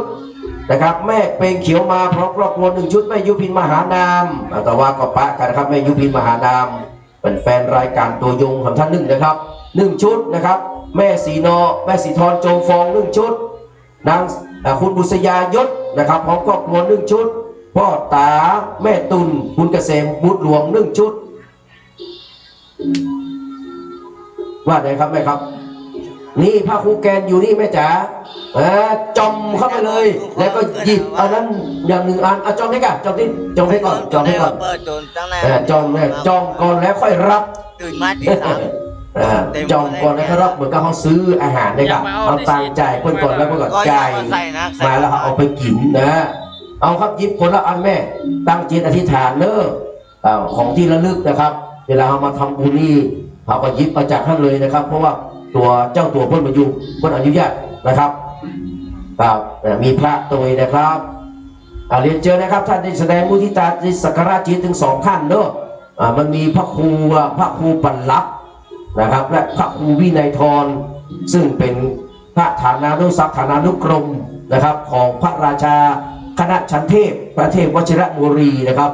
ผู้ช่วยเจ้าอาวาสวัดพระเชตุพนวิมลมังคลารามกรุงเทพนะครับอันนี้กับแม่ครับเรียนเจอเลยครับตั้งจิตอธิษฐานจมลงในอันนี้เลยไหมครับครับผมแกะยันแผลตั้งจิตอธิษฐานเลยครับอะไรครับเจอเลยครับครับนะฮะท่านเลยครับท่านเลยถ้ามีอันเดียวกับมาจองที่นี่เลยครับครับเรียนเชิญเลยครับแล้วก็รับอันนั้น2 1เนอะปลุกตั้งจิตอธิษฐานก่อนไหว้สาก่อนไหว้ก่อนลูกไหว้ก่อนสาธุเอามา1 อันลูกก็เหมือนกันนี่สุดยอดนะครับแม่สมบูรณ์จิตจันทร์นะครับของครอบครัว1 ชุดแม่ครูเหรียญทองจันทีของครอบครัว1 ชุดนะครับแม่ยุพินสิงแก้วของครอบครัว1 ชุดคุณจำลองคุณแจ้จอมพินทอง1 ชุดพ่อคำแม่ตุลเกษมบุตรหลวงนะครับ1 ชุดนะครับแม่พลอยสีดาวเรืองของครอบครัว1 ชุดคุณอนันต์คุณจันดีอุทรา1 ชุดของครอบครัวนะครับคุณบุญเรืองคุณสมบูรณ์เจริญสุขคุณสมศักดิ์คุณวชิรารักษ์นะครับคุณวชิรลักษณ์นะครับจอมพินทองของครอบครัว1 ชุดท่านอาจารย์แพรวพันธ์นะครับคุณพฤติใดคุณเบญจมาศนะครับน้องรินรดา1 ชุดนะครับอันนี้เป็นชุดละ 1,000 บาทนะครับคุณดารุณีอุทราของครอบครัว1 ชุดพ่อหลวงแดงสุริยานะครับช่างดุล1 ชุดโอ้ถวายการต้อนรับหลวงพ่อท่านพระคุณเจ้าครูบาจันตรังสีพระครูประภัตธรรมรังสีเจ้าคณะตำบลศรีภูมิเขต5วัดกู่เต้าเวรุครับนะโอ้ครับหลวงพ่อตั้งมาที่กระเด็นเนอร์นะครับท่านเป็นตัวแทนท่านพระครูเป็นตัวแทนท่านพระครูปลัดกับพระครูวินัยธรเนอร์เพราะว่าคนไปแห่อยู่นะครับวันนี้ได้รับเมตตาธรรมจากหลวงพ่อนะครับครูบาจันตรังสีนะครับหรือว่าพระครูประภัตธรรมรังสีนะครับหรือว่าเป็นพระเกจิอาจารย์ชื่อดังของล้านนาไทยเลยนะครับวันนี้ได้เมตตานะครับมามุทิตาได้ก็มาสักการะตัวนะครับเนื่องจากว่าหลวงพ่อคงจะมีภารกิจที่อำเภอป้าวนะครับเป็นเจอเนอร์ท่านตีจะมาแสดงมุทิตาสักการะจิตในช่วงนี้เพิ่นยังไปแห่พักกันมาอยู่นะครับมาจากรีเจนทูหรือว่ารีเจนโฮมนะครับรอสักกำนึงเนอะแต่ละไผ่จะมาจ้อมเลยแล้วก็รับเอาข ของที่ระลึกไปก็เรียนเชิญได้เลยนะครับให้มื้อที่คนจะนักคนจะหลายนะครับ มากราบพระประธานแล้วก็ไปกราบหลวงพ่อนะครับพระครูบาบุญเลิศนะครับอาสโพหรือว่าพระครูนะครับอดีตรองเจ้าคณะนะครับอำเภอสันทรายหลวงพ่อผู้มีแต่มีเมตตามีแต่ให้มีแต่ใจนะครับที่สูงเลิศล้ำนะครับหลวงพ่อก็เป็นที่ฮักของนะครับพระภิกษุสามเณรแล้วก็เป็นที่ฮักของพี่น้องศรัทธาชาวบ้านเป็นที่เคารพเรื่อมใสนะครับถึงแม้วันนี้หลวงพ่อองค์ภาควิหารกิจจะมาอยู่แล้วแต่ว่าคุณงามความดีบารมีธรรมท่านนั้นยังเหลือเฟือนะเราได้ระลึกนึกถึงกันเป็นปีที่3แล้วนะครับเรียนเชิญครับจอมในท่านนะลูกปีนี้จอมท่านนะครับในกล่องในนะครับแล้วก็รับวัตถุมงคลกระเป๋าตัวนี้ครับในสรุปครับในสรุปครับเรียนเชิญครับขออนุญาตนะครับเนื่องจากว่าบางคนท่านมาทำบุญแล้วมาได้ไปซะอย่างมาได้เป็นที่ระลึกเนาะอันนี้จะได้กระเป๋าก็วัตถุมงคลซึ่งเป็นพระด้วยนะครับแล้วก็คุณสุพันธ์คุณอนงโยธาราชพร้อมกับพล1ชุดนะครับคุณวัชานนท์นะครับคุณรัชชานนท์คุณสุภาพรอินทนนท์1ชุดอันนี้เพิ่นจ่ายมา 1,500 บาทนะครับคุณพ่ออุทัยคุณวรรณากวงคำนะครับพร้อมครอบครัว1ชุดคุณพ่อพันแม่นิดเสมอใจพร้อมครอบครัว1ชุดนะครับพ่อหลวงแดงสุริยาช่างดูเขาได้ครับ1ชุดนะครับแม่ติ๊บจำปานะครับพร้อมครอบครัว1ชุดและคุณประวิตรพองศรีพร้อมครอบครัว1ชุดนะครับแม่จันเพ็ญคำโพธา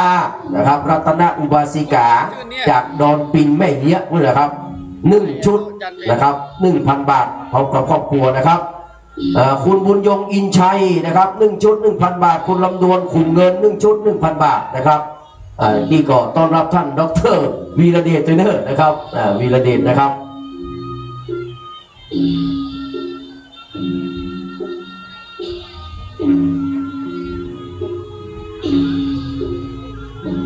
ต่อไปเป็นชุดละ500 บาทนะครับชุดละ500 บาทคำรู้เสียงที่จะบริเวณแล้วนะครับชุดละ500 บาทเนอะนะครับในงานฉลองสมโภชปริญญาบัตรนะครับพุทธศาสตร์ดุษฎีบัณฑิตโลกเกียรติคุณพัฒนานุกรมพระราชาคณะชั้นเทพที่พระครูปลัดกิติพงศ์กิติโสพโนด็อกเตอร์และท่านพระครูวินัยธรอาธิราชขันติพโรนะครับแม่ทัศนีแววงาม1ชุดนะครับ500 บาทนะครับพ่อดวงคำประพันธ์มิตรนะครับคุณนางสาวิไลนางคุณสะอาดเรืองประพันธ์มิตร1ชุดนะครับแม่คำอ่อนชัยวันพร้อมครอบครัว1ชุดพ่อสมศักดิ์บุญมาตุ้ยแม่พองนะครับวิถี1ชุดแม่อภรโยธาราชพร้อมครอบครัว1ชุดคุณติ๊บคุณรัตดาคำล่านะครับ1ชุดคุณพยาวชูมณี1ชุดนะครับคุณพุนสุขนกจรุนศรี1ชุดคุณนิพางามเงิน1ชุดแม่อารีสดับ1ชุด300 บาทนะครับแต่กี้นี้คุณนิพางามเงินนี่2ชุด600 บาทขอสุมาไพเนอร์นะครับแม่ขันแก้วนะครับหรือว่าแสงล่านะครับพงรัก300 บาทนะครับแม่พจงมนแม่ให้กันเนี่ยแม่เอาจอมในเพเนอร์มันเป็นอย่างว่าฝากท่านเถอะตั้งจิตอธิษฐานในเมเนอร์อนุโมทนาสาธุนะครับผมมาเป็นอย่างครับแม่พจงมนเตชะนะครับกุลพงศธรเตชะกุลพงศธรพงศกรนะครับ1ชุด300 บาทแม่วันเพ็ญกันทวงศ์300 บาทแม่คำอ่อนชัยวัน1ชุด300 บาทนะครับคุณสุเทพถาดคำ1ชุด300 บาทคุณกนกวันถาดคำ1ชุด300 บาทแม่พองเพนสิทธิวงศ์300 บาทอันนี้เป็น300 บาทถ้า500 บาทผมจะได้การจืดนะครับแม่บางชื่นวรรณเลิศ300 บาทนะครับคุณยมนชากาแฟล้านแก้วนะครับ1ชุด300 บาทน้าน้องคนเดิมนะครับ1ชุด300 บาทคุณสุนีอุทรา1ชุด300 บาทนะครับคุณพ่ออินถาประพฤติตน1ชุดเอาไว้เลยลูกจอมลงนั่นเลยครับจอมลงในหีบเลยแล้วก็หนูก็รับเอาวัตถุมงคลตรงนี้1ชุดตั้งจิตอธิษฐานก่อนลูก เอาไปเป็นที่ระลึกนะลูกนะกับแม่คำออนชัยวัน1 ชุดอ่านประกาศแล้วขอบคุณวาสนานะแม่วาสนากันทวี1 ชุด300 บาทแม่บุโรขี้สร้อยสังวาน1 ชุด300 บาทคุณสุภาคณัฐนะครับปราโมท1 ชุด500 บาทนะครับแม่สมคิดมณีแก้ว1 ชุด300 บาทแม่ออนสำอาง1 ชุด500 บาทนะครับคุณเรืองคลองศรี1 ชุด500 บาทแม่มะลิบ้านฮง1 ชุด300 บาทคนเท่าบ้านบวกค้างนี่เราเป็นบ้านนะครับ1 ชุด300 บาทอันนี้คือรายชื่อเสียงเรียงนามของคณะศรัทธาดึงท่านพระคุณเจ้าตั้งแต่หลวงพ่อพระครูสถิธุราธรที่ได้รับมอบปัจจัย50,000 บาทแม่จอมนะพุทธตู้หนุ่มตรงนี้ตู้หนุ่มมาตรงนี้นี่ตู้หนุ่มตรงนี้วินัยทรอาชิราชตรงนี้ครับได้เลยไม่มีปัญหาแม่อาจอมตรงนั้นแม่พี่นู่นน่ะตู้นั่นแหละแล้วแต่แม่เด้อ แล้วแต่ศรัทธาแม่จ๋าอันไหนก็ได้ถ้าพอใจก็เอาไปเนาะขอบคุณอนุโมทนากับคุณแม่เด้อขอบคุณอนุโมทนาสาธุนะครับกับท่านพระคุณเจ้าและคณะศรัทธาเฮานะครับทุกรูปทุกท่านนะครับที่ได้เมตตาแล้วก็ทำบุญเนาะในงานมุทิตาสักการะจิตในครั้งนี้นะครับขอให้สิ่งศักดิ์สิทธิ์ของพระคุณศรีรัตนตรัยนะครับคุณพระศรีพระรัตนตรัยพระพุทธพระธรรมพระสงฆ์อันเป็นที่สรณะสูงส่งเป็นของที่เปิ้ลของหมู่เฮาทั้งหลายนะครับแล้วก็สิ่งศักดิ์สิทธิ์ทั้งหลายในสากลโลกเสื้อวัดเสื้อวาเทวเทวดาที่ปกปักอารักขาตลอดถึงบุญญาบารมีในอดีตบุรพาจารย์ตั้งแต่ท่านพระครูปัญญามาจนถึงหลวงพ่อโอภาสนะครับอาสโพบุญเลิศอาสโพนะครับภูภาควิหารกิจนะครับได้ปกปักรักษาให้พ่อแม่พี่น้องสมณศรัทธาและมูลศรัทธาทุกรูปทุกนามนะครับได้มีแต่ความผาสุกสิริสวัสดิ์พิพัฒนมงคลอุดมคุณผลไปด้วยจตุรพิธพรชัยทั้ง4 ประการอายุวันณะสุขภระปฏิภาณธนาสารสมบัติเสี่ยงจิตกิรการเหมือนกับทุกท่านทุกรูปขอถวายการต้อนรับพระเดชพระคุณหลวงพ่อท่านเจ้าคุณพระเทพปริยัตินะครับหลวงพ่อสะอาดขันติโกครับที่ปรึกษาเจ้าคณะภาค7ครับเจ้าวัด7 ยอดมหาโพธารามพระอารามหลวงกำลังได้เมตตาเดินทางนะครับมาถึงในช่วงเช้านี้หลวงพ่อก็ติดภารกิจที่เมืองเปาเช่นเดียวกันนะครับเขาขอบกราบนมัสการขอบพระคุณครูบากูเต้าครับครูบาจันตรังสีพระครูประภัทรธรรมรังสีหลวงพ่อเจ้าคณะตำบลศรีภูมิเขต5อำเภอเมืองเชียงใหม่ครับวัดกูเต้านะครับที่ได้เมตตามาร่วมอนุโมทนาในวันนี้และก็ได้พับกินพับตามเป็นที่เรียบร้อยเช่นเดียวกันนะครับ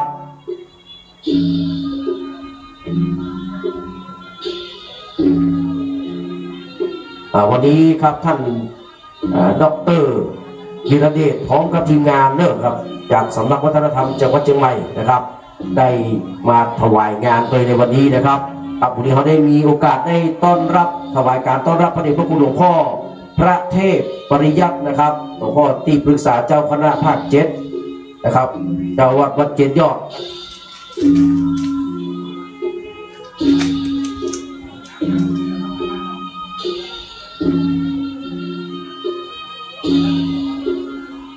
เป็นการ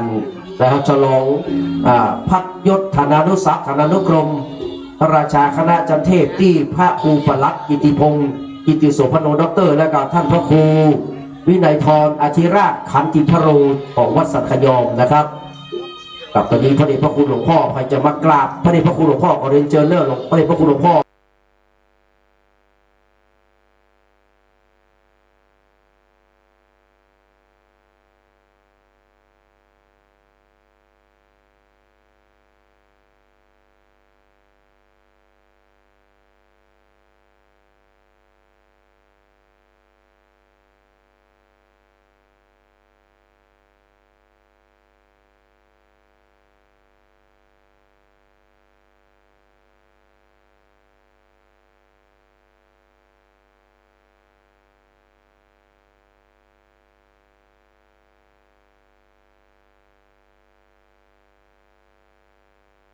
มนต์หลวงพ่อ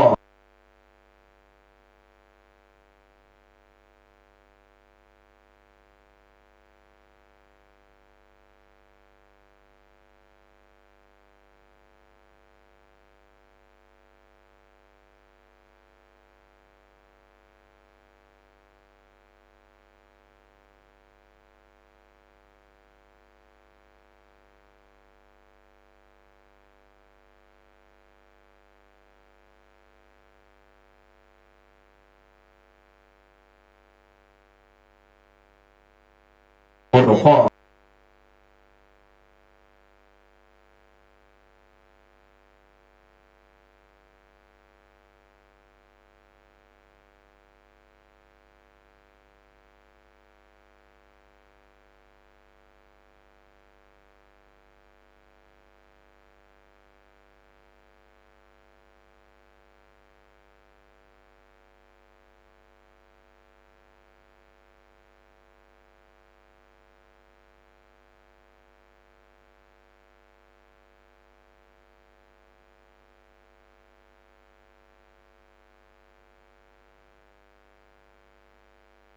มนต์หลวงพ่อ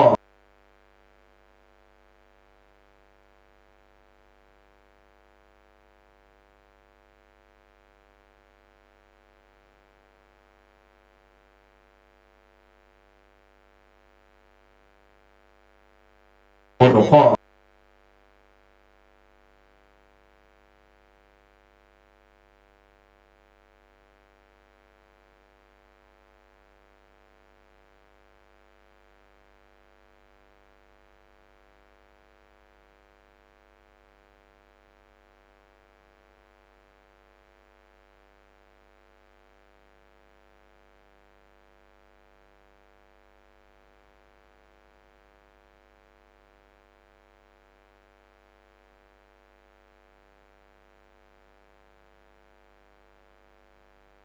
รถประชาสัมพันธ์แต่พี่อ้ายบรรจงมณีบรรจงมณีมาอย่างนะครับ19นะครับรถปิดทาง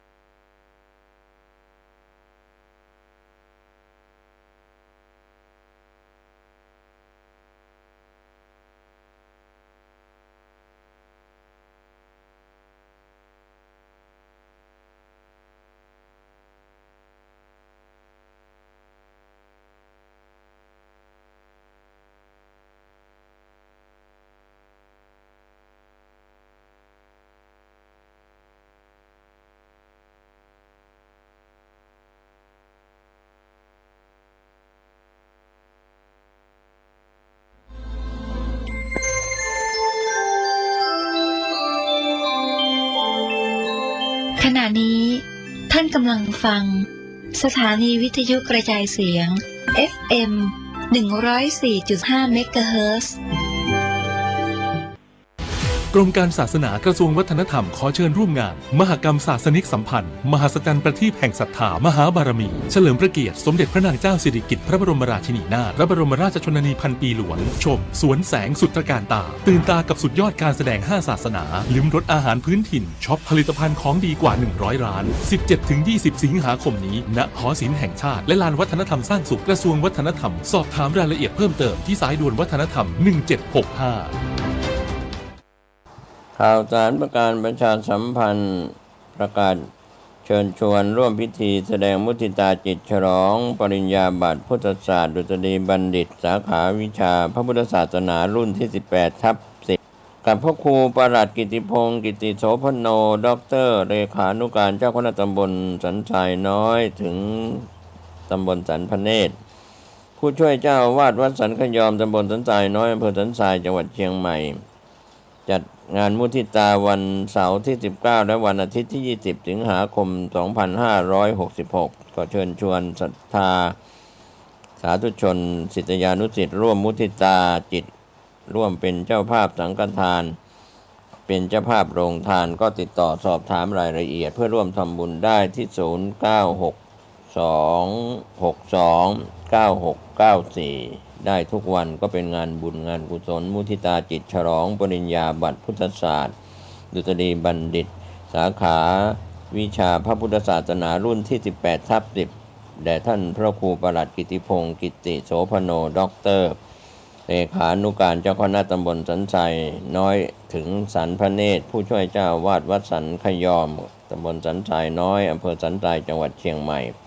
เชิญท่านร่วมงานนี้ทั้ง2วันวันเสาร์ที่19และวันอาทิตย์ที่20สิงหาคม2566โดยทั่วหน้ากันการฟังเทศน์รายการรถด่วนขบวนพิเศษฤดูกาลเข้าพรรษาประจำปีพุทธศักราช2566จัดโดยคณะสงฆ์จังหวัดเชียงใหม่สภานักธรรมจังหวัดเชียงใหม่พุทธสมาคมจังหวัดเชียงใหม่ยุวพุทธิกสมาคมจังหวัดเชียงใหม่สภาวัฒนธรรมอำเภอเมืองเชียงใหม่มูลนิธิพุทธสมาคมชมรมอนุรักษ์วัฒนธรรมประเพณีท้องถิ่นจังหวัดเชียงใหม่ชมรมลูกเสือชาวบ้านจังหวัดเชียงใหม่ทศปชอำเภอเมืองเชียงใหม่ดำเนินงานโดยคณะกรรมการบริหารงานกลุ่มหนุ่มสาวจังหวัดเชียงใหม่วันพฤหัสบดีที่24สิงหาคมขึ้น8ค่ำเดือน11เหนือเดินทางไปยังวัดหนองบัวตำบลหนองตองอำเภอหางดงจังหวัดเชียงใหม่เวลา 19 นาฬิกาฟังพระธรรมเทศนา1กันฟังเทศฟังธรรมในฤดูกาลเข้าพรรษาและออกพรรษาในการฟังเทศรายการรถด่วนขบวนพิเศษก็เชิญชวนคณะสงฆ์คณะศรัทธาสาธุชนทั้งหลายได้ร่วมเดินทางไปกับรถด่วนขบวนพิเศษทั้งหมดมี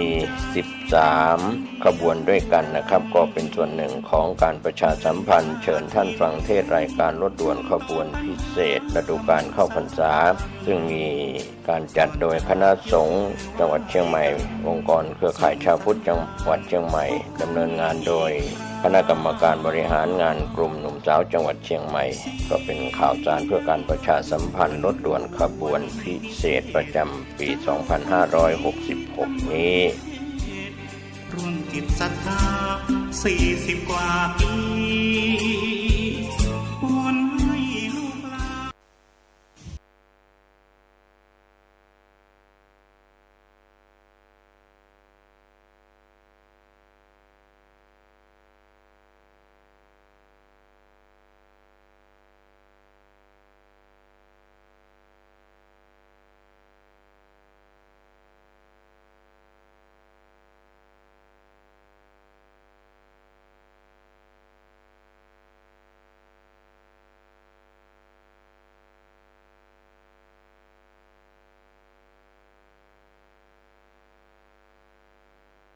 ตุ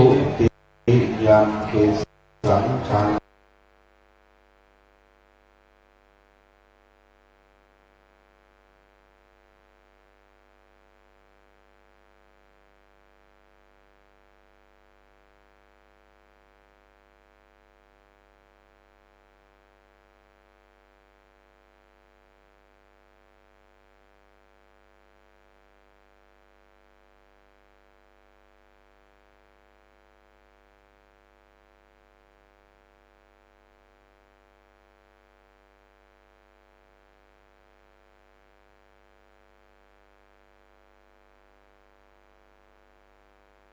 นะครับ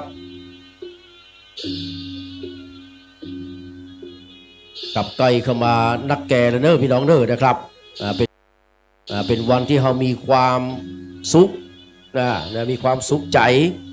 นะครับ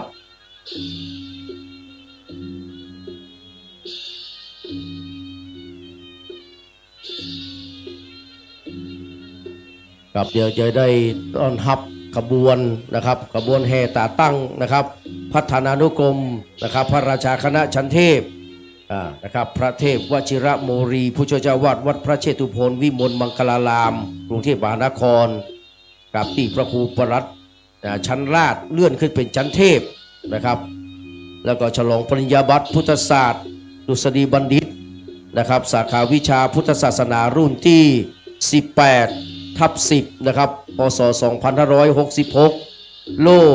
เกียรติคุณนะครับผู้ทำคุณประโยชน์โล่ผู้มีอุปการะคุณศิษย์เก่าดีเด่นปีที่77นะครับวันสถาปนาโรงเรียนเมธีวุฒิกรจังหวัดลำพูนนะครับท่านของท่านพระครูประหลัดกิติพงศ์กิติโสพโนด็อกเตอร์ผู้ช่วยเจ้าวาดวัดสันขยอมเลขานุการเจ้าคณะตำบลสันทรายน้อยสันพระเนตรแล้วก็ที่พระครูวินัยทรอธิราชขันติพโลครับเมืองปั่นวัดสันขยอมนะครับเดี๋ยวได้ถึงกำหนดการนะครับก็จะได้รับเมตตาธรรมนะครับจากพระเดชพระคุณหลวงพ่อนะครับพระเทพปริยัตินะครับที่ปรึกษาเจ้าคณะภาค7นะครับเจ้าอาวาสวัด7ยอดพระอารามหลวงจะได้นะครับเมตตามาเป็นประธานในช่วงเจ้านี้เราก็จะถวายสักการะต่อประธานทรงตัวนะครับแล้วก็จากนั้นจะได้เรียนเชิญนะครับท่านพันตำรวจโทธเนศวิบูลย์เกียรตินะครับท่านรองผู้กำกับการสถานีตำรวจภูธรสันทรายนะครับได้อ่านตราตั้งพัฒนานุกรมนะครับพัฒนานุกรมพระครูประหลัดชั้นเทพและพระครูวินัยทรนะครับพระสงฆ์จะได้เจริญชยมงคลคาถาจากนั้นถึงเวลา 11 โมงก็จะได้ถวายภัตตาหารเพลแด่พระสงฆ์เจ้าพระภิกษุสามเณรทุกรูปนะครับแล้วก็เลี้ยงดูปูเสือแบบลงทานท่านผู้มีเกียรติทุกท่านนะครับดังนั้นก็ขอเรียนเชิญเนอร์นะครับ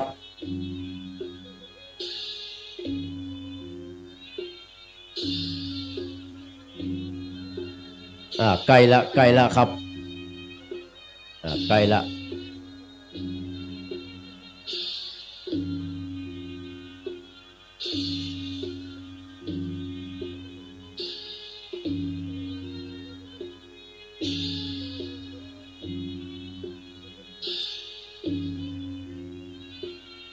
กับเวลานี้ขณะนี้นะครับ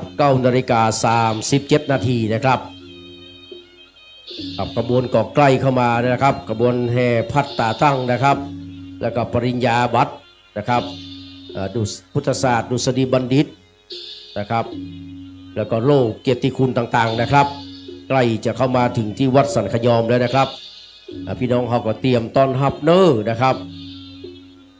เข้าตอกดอกไม้ที่เขาเตรียมไว้นะครับที่จะโปรยต้อนรับขบวนนะครับก็เตรียมไว้ให้เรียบร้อยเนอร์นะครับกับวันนี้ก็จะคลาคร่ำไปด้วยพี่น้องศรัทธาถึงภาคเจ้าภาคบ่ายนะครับเดี๋ยวภาคบ่ายก็เริ่มตั้งแต่เวลา 12:30 นาทีโดยนายอำเภอศิวะนะครับธมิกานนท์นะครับท่านนายอำเภอสันทรายอาจจะได้มาเป็นประธานในพิธีในช่วงบ่ายในช่วงเช้านี้นะครับท่านพันตำรวจโทธเนศวิบูลย์เกียรตินะครับจะได้คือเกียรตินะครับมาอ่านตราตั้งพัดยศธนานุกรมนะครับพระครูประหลัดชั้นเทพและพระครูวินัยทรนะครับของท่านพระครูประหลัดกิติพงศ์กิติโสพโนด็อกเตอร์และก็ท่านพระครูวินัยทรอธิราชขันติพโลนะครับ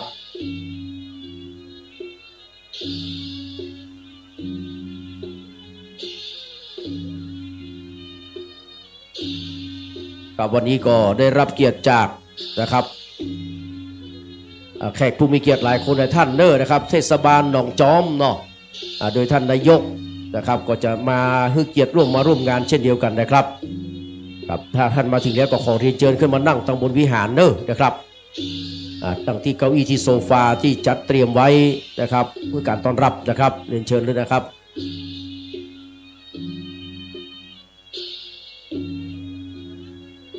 กับการที่ได้รับการแต่งตั้งอย่างก็ดีนะครับก็ถือว่าจะได้ทำหน้าที่ต่างพระเนตรพระกันนะครับพระบาทสมเด็จพระเจ้าอยู่หัวพระราชินีนะครับก็ถือว่านับว่าเป็นภาระอันยิ่งใหญ่ของท่านพระคุณเจ้าบอกว่าจะเป็นชั้นสัญญาบัตรก็ดีหรือว่าฐานานุกรมก็ดีนะครับกับต่างก็มีภาระหน้าที่ที่จะต้องปฏิบัตินะครับราชการของคณะสงฆ์นะครับกิจของสงฆ์ต่างพระเนตรพระกันของพระเจ้าอยู่หัวนะครับก็เอามาแสดงมุทิตาจิตก็คือมาแสดงความยินดีที่ท่านพระคุณเจ้าจะได้รับภารกิจนี้นะครับดูแลกิจการของวัดของคณะสงฆ์ในตำบลในอำเภอในระดับจังหวัดต่อไปนะครับ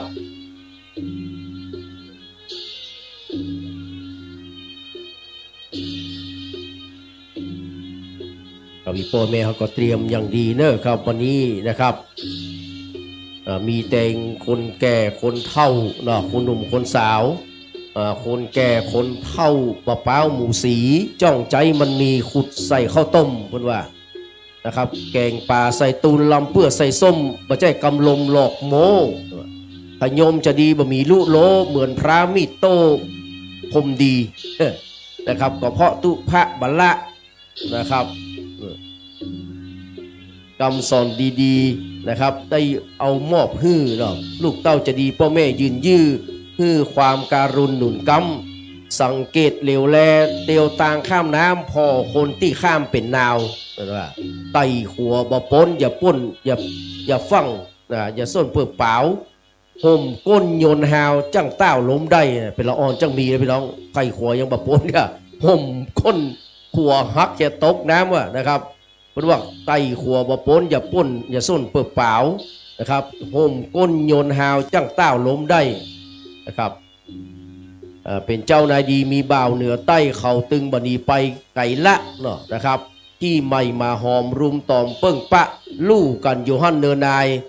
ที่ไก่ลูกเจ้าขี้เล่าลูกขวายที่นกก็ได้เข้าไงจังกั้นเพิ่นว่าที่ควายหลามหางจึงมาเป็นปั้นแหลวแฮดก้นมันพี่น้องที่ค้านเจ็บหัวขี้กลัวเจ็บต้องหาเหตุแห่งห้องแอวเลิง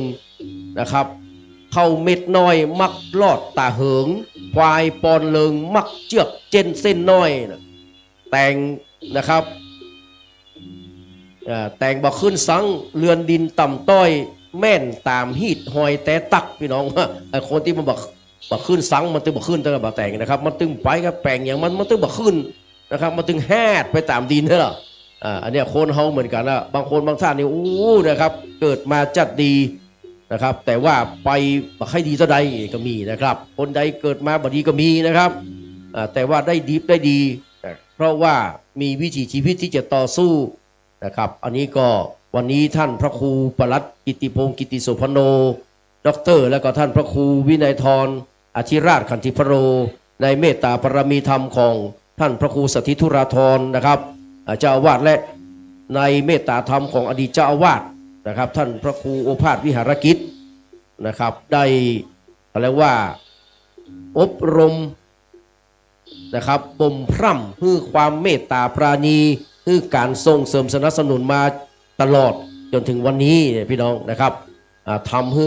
เกิดงานแสดงมุทิตาสักการะจิตในวันนี้นะครับตะวาก็ได้ทำไปแล้วช่วงหนึ่งนะครับเป็นการฉลองปริญญาบัตรนะครับและวันนี้ในช่วงเช้านี้ฉลองตาตั้งฐานานุศักดิ์นะครับของพระครูฐานานุกรมนะครับที่พระครูปลัดและกับพระครูวินัยธรนะครับเมตตาธรรมใน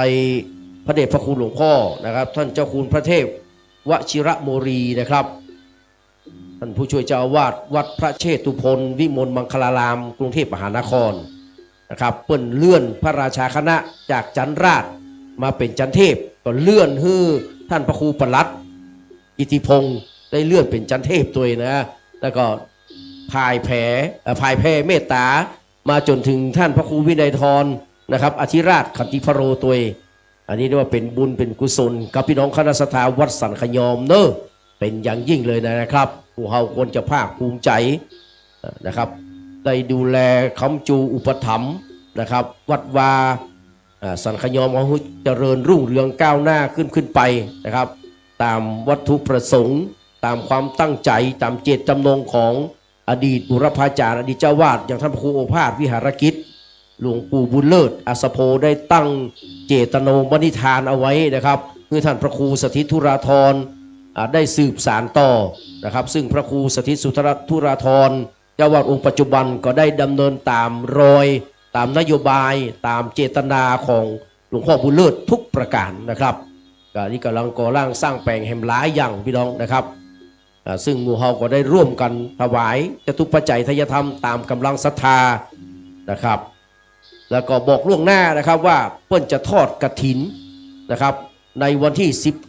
19พฤศจิกายนนะครับ2566นี่นะครับหลังจากออกพรรษาแล้วเนาะนะครับวันอาทิตย์ที่19พฤศจิกายนเนอะพี่น้องนะครับ2566จะทำพิธีทอดกฐินใหญ่นะทอดกฐินนะครับพี่น้องเตรียมตัวไว้เด้อเตรียมตัวเตรียมกระเป๋าเตรียมสตางค์เตรียมกำลังใจเตรียมกำลังกายเอาไว้นะครับงานใหญ่งานหนึ่งเช่นเดียวกันนะครับ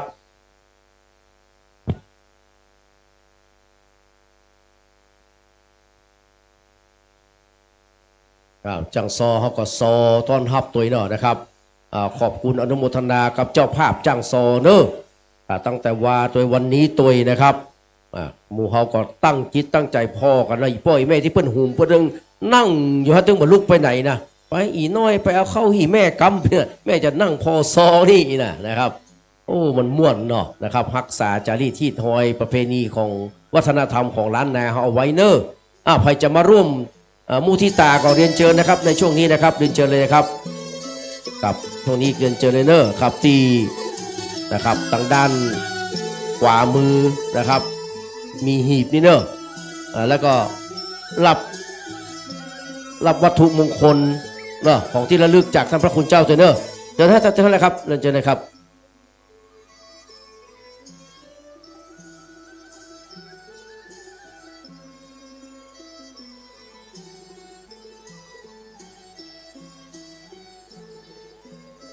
มอบจากพระคุณเจ้าเปิ้นอันนั้นเนาะได้ละเอาอนุโมทนาสาธุกับอีปีเนอร์นะครับผมมีจบมีใจนะครับตอนนี้ขบวน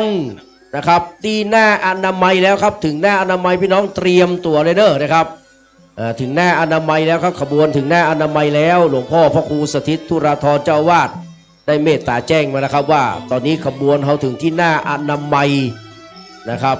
เป็นที่เรียบร้อยแล้วครับรพสตของบ้านสังขยอมนะครับใกล้จะถึงแล้วเนอะใกล้จะถึงแล้วนะครับความปราบปลื้มปิตินะครับจะได้บังเกิดขึ้นแล้วแฮมบากีนาทีจากนี้ไปนะครับพี่น้องที่อยากจะมานั่งตรงบนวิหารก็ขอเรียนเชิญเนอะกับจะมากราบพระเดชพระคุณหลวงพ่อพระเทพปริยัตินะครับหลวงพ่อเจ้าที่ปรึกษาเจ้าคณะภาค7นะครับเจ้าอาวาสวัด7ยอดพระรามหลวงอยู่บนวิหารนี้นะครับเมตตานะครับเห็นคำหลวงพ่อจะได้เดินทางไปที่อำเภอป้าวเนาะไปงานนะครับศาสนกิจแห่งงานหนึ่งนะครับที่อำเภอป้าวนะครับหลวงพ่อเมตตามาที่นี่ก่อนนะครับ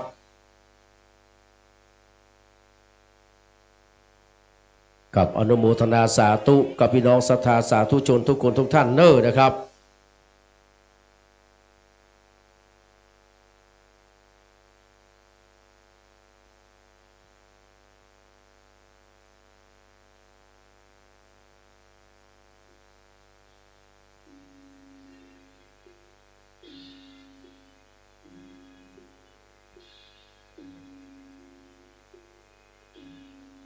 พี่น้องเขาก็ซ้อหาที่นั่งเนื้อแหมกำนะครับถ้าเวลาประกอบพิธีในช่วงเจ้าก็จะมีพิธีอ่าน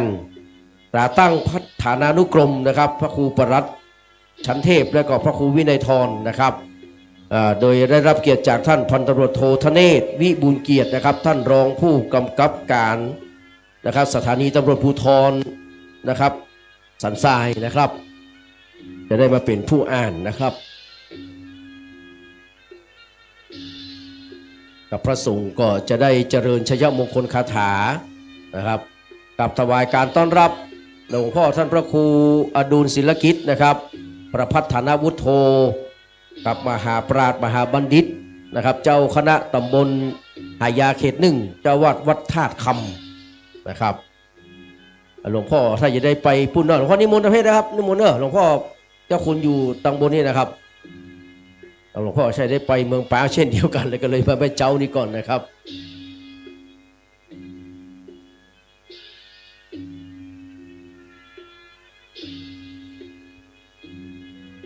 ใกล้แล้วครับตอนนี้ใกล้นักแกแล้วเนอนะครับถึงหน้าอนามัยแล้วนะครับค่อยๆขยับมานะครับพวกเขาก็เตรียมเข้าตอกดอกไม้กันไว้เนอที่จะโปรยต้อนรับ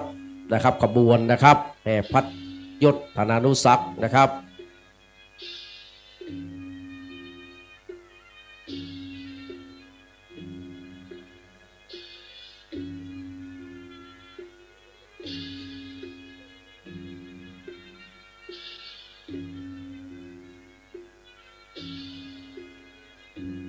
ท่านที่จะแสดงมุทิตาจิตก็รอสักกรรมเนอะ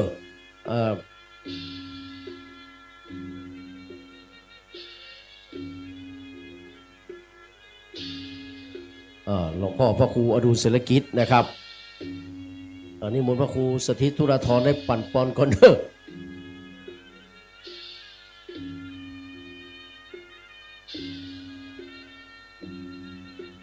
ไกลเข้ามาทุกทีแล้วครับวันนี้ก็ได้รับเกียรติจากผู้มีเกียรติหลายคนหลายท่านนะครับที่จะให้เกียรติมาร่วมงานในช่วงเช้านี้นะครับในการที่เราจะได้อ่านตราตั้งนะครับพัดยศธนานุศักดิ์นะครับตราตั้งพัฒนานุกรมเนาะพระครูปลัดอิทธิพงศ์กิติโสพโนนะครับพระครูธนานุกรมชั้นเทพแล้วก็ท่านพระครูวินัยธรอธิราชพันติพะโลนะครับเป็นพระครูวินัยธรจันเทพเช่นเดียวกันนะครับ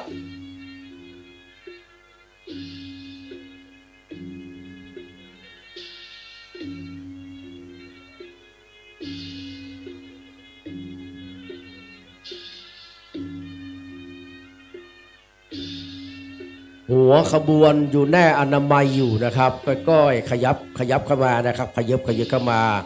ใกล้มาทุกทีแล้วพี่น้องเฮ้ยนะครับกับก็ขอบพระคุณท่านเจ้าหน้าที่จราจรนะครับที่ดูแลความเรียบร้อยขอสุมาภัยกับพี่น้องที่จะยวดยานพาหนะสัญจรผ่านไปมาแถววัดสันขยอมนะครับกับถ้าได้รับความสะดวกประการใดทางวัดต้องกราบขอสุมาภัยด้วยนะครับ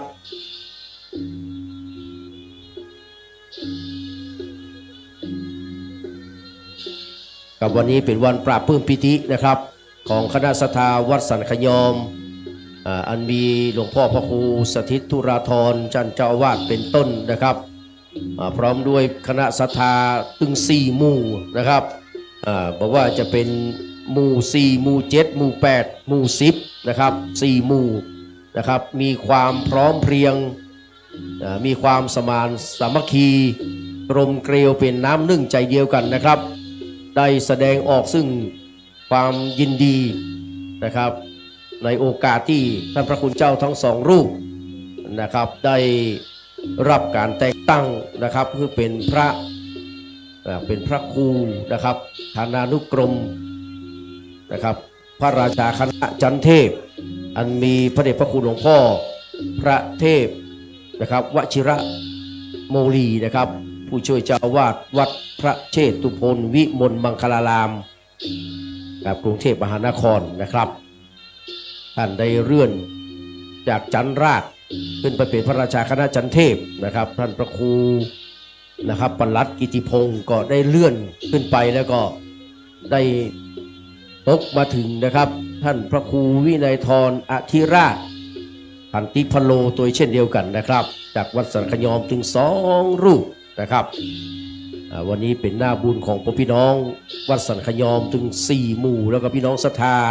สาธุชนศิษยานุศิษย์ทุกคนทุกท่านเด้อนะครับก็แสดงว่าขบวนใกล้มาทุกทีแล้วครับพี่น้องเขาก็จัดแถวกันเด้อจัดดีๆเพื่อเป็นระเบียบเรียบร้อยเด้อกับจะเอาแถวใดแถวหนึ่งหรือว่า2 แถวเลยก็ได้นะครับนะครับประมาณเด้อนะครับกับวันนี้ได้รับเกียรติจากนะครับท่านพันตำรวจโทธเนศวิบูลย์เกียรตินะครับท่านรองผู้กำกับการสถานีตำรวจภูธรนะครับสันทรายนะครับนี่วงนะครับโยธวาทิตจากโรงเรียนนวมินทราชูทิศพายัพนะครับ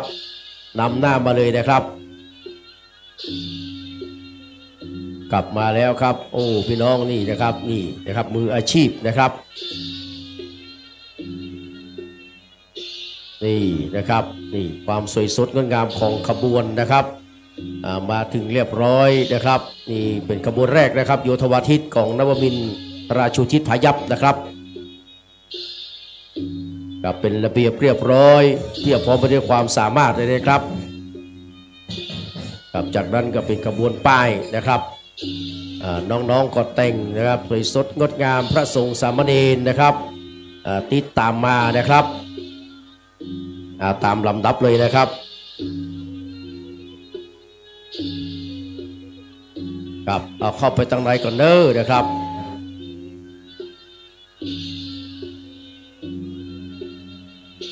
ตอนนี้ก็มาเริ่มทยอยกันมาแล้วครับมาแล้วครับขบวนจ้อนะครับ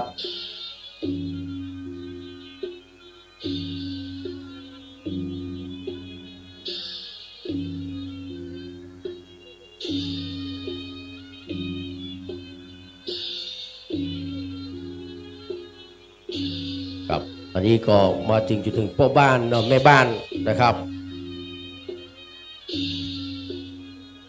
ครับเป็นธงชาติเพิ่งเสมาธรรมจักรนะครับของแม่บ้านสันขยอมครับจากนั้นก็จะเป็นขบวนจ้างฟ้อนจ้างฟ้อนตัวมานะครับ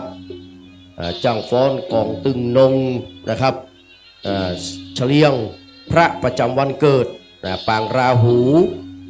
ที่นักเรียนโรงเรียนวัดสันขยอมจะเป็นผู้นำมานะครับก็จากนั้นก็จะเป็นกลุ่มแม่ขาวพ่อขาว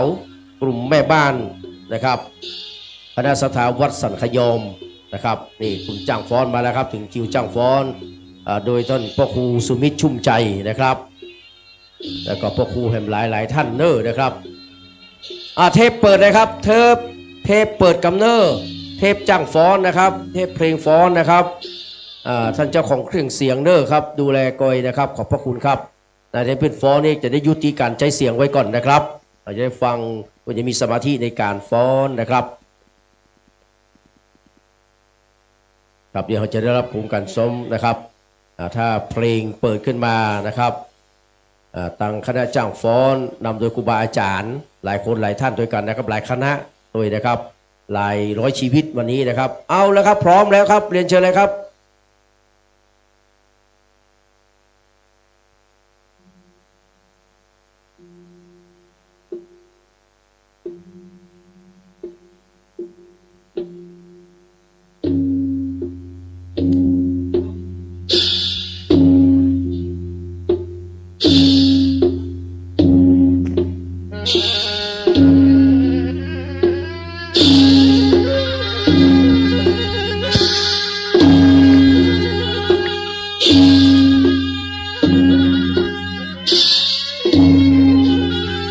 เบาหน่อยเด้อครับเร่งเร่งขึ้นเนาะเอาเร่งทำหน่อยว่าไม่ได้ยินว่าเร่งอีกหน่อยนะครับตั้งหน้าไม่ได้ยินเนาะครับเร่งขึ้นแถมหน่อยครับเร่งขึ้นแถมหน่อยหมายถึงว่าเพลงนะครับดนตรีเนาะดนตรีจะฟ้อนเร่งแถมหน่อยครับขอบพระคุณครับ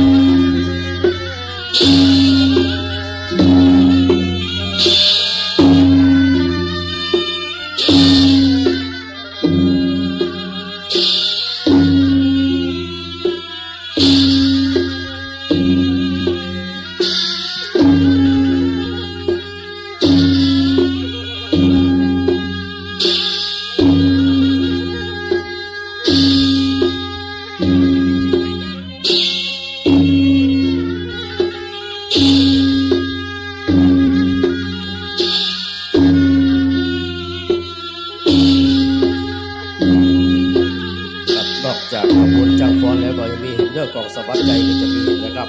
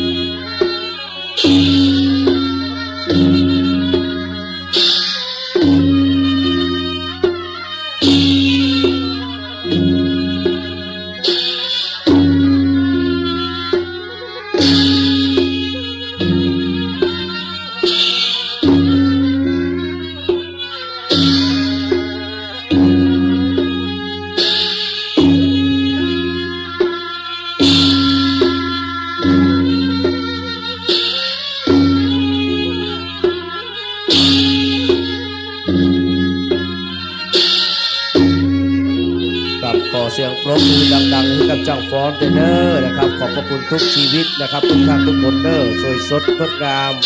สมเกียรติสมบารมีสมศักดิ์ศรีแท้ๆนะครับวันนี้นะครับกับสุดยอดแท้ๆนะครับกับจากขบวนจ้างฟ้อนแล้วก็จะเป็นกองตึงนงกันเรียบร้อยนะครับแล้วก็เสลียงก็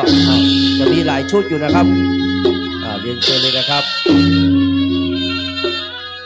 ขบวนแท้ๆก็ยังมาถึงเลยนะครับเพราะว่าเขามีขบวนจ้างฟ้อนตัวอยู่นะครับ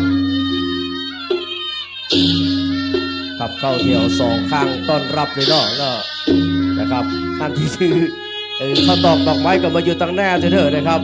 อาจจะมอบผู้จ้างฟ้อนกันได้เด้อกับขณะนี้ใกล้เข้ามาแล้วครับสำหรับขบวนนะครับตาตั้งพัดยศฐานานุกรมนะครับพระครูปลัดพระครูวินัยธรชั้นเทพนะครับ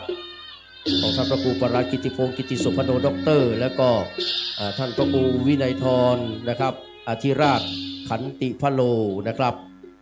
กับใกล้เข้ามาทุกทีนะครับน้องเข้าแถวเพื่อเป็นระเบียบเรียบร้อยเตรียมถวายการต้อนรับนะครับท่านพระคุณเจ้าทั้งสองรูปนะครับ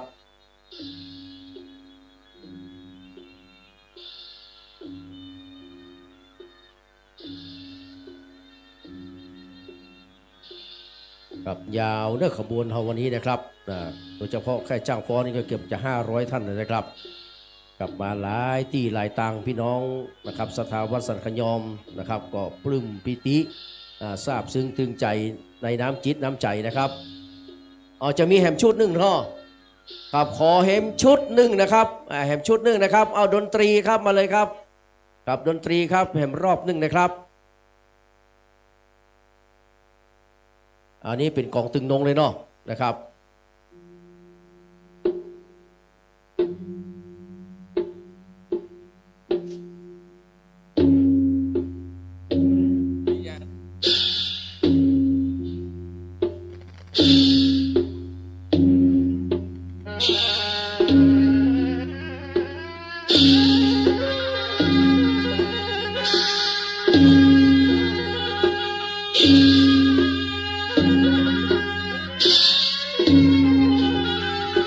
เร่งเสียงกันด้วยนะครับสำหรับเสียงดนตรีนะครับเสียง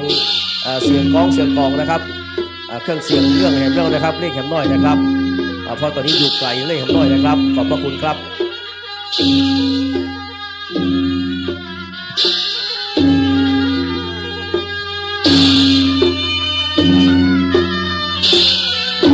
เอาแหมน้อยคุณว่าเอาแหมน้อยว่าเอาดังแหมน้อยขอบพระคุณครับขอบพระคุณครับ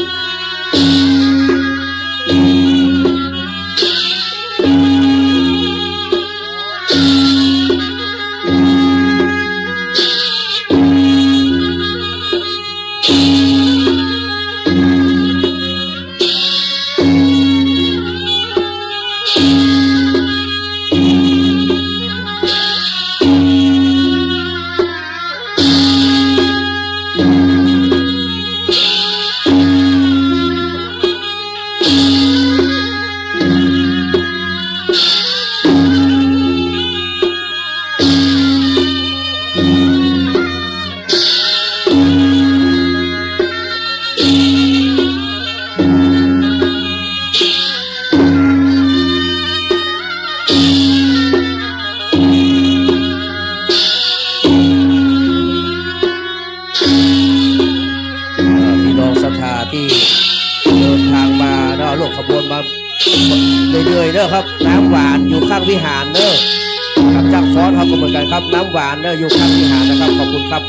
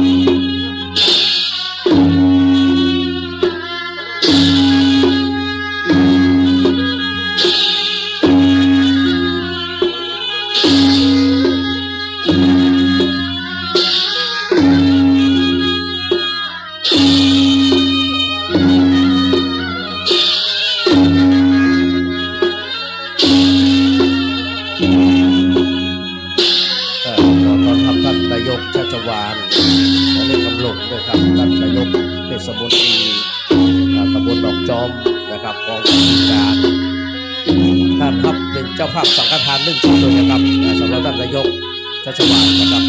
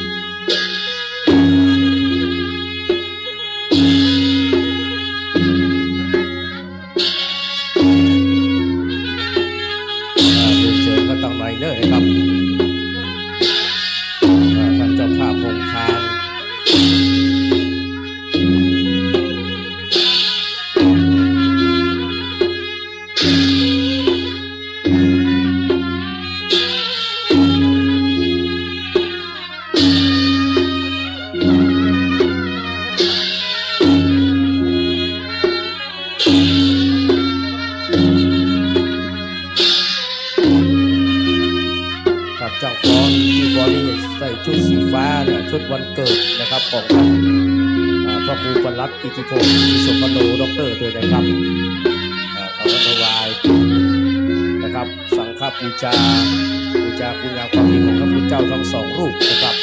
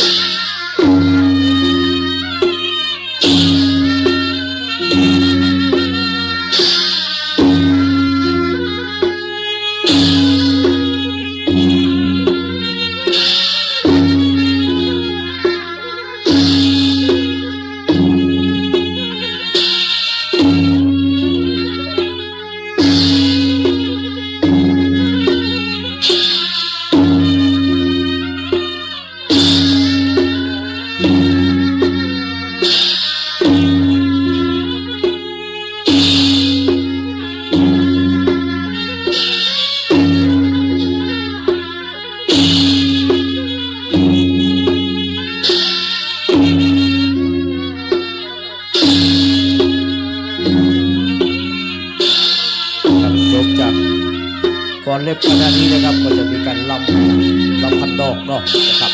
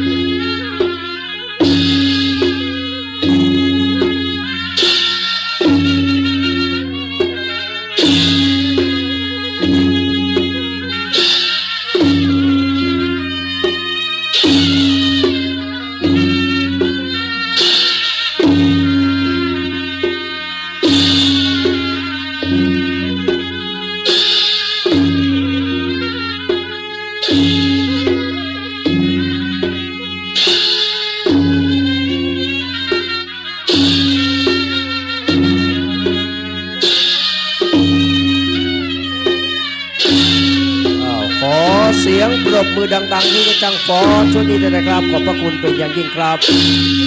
ครับขอบพระคุณมากๆเลยนะครับฟอนเป็นสดงดงามระเบียบระไมนะครับ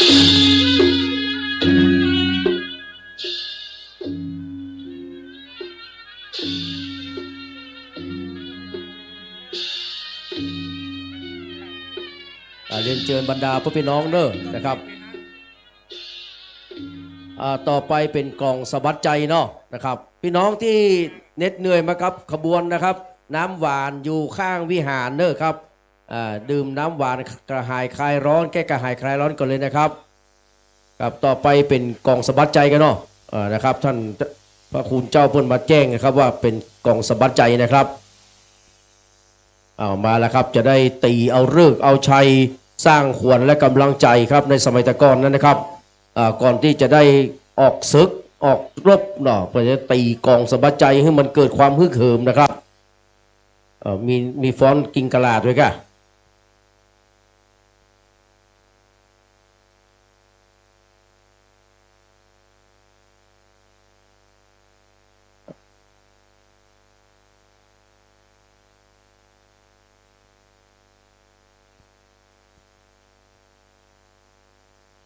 น้ำฝานเนอะของเขาพี่น้องศรัทธาจะบ้านอยู่ข้างวิหารเนอะครับ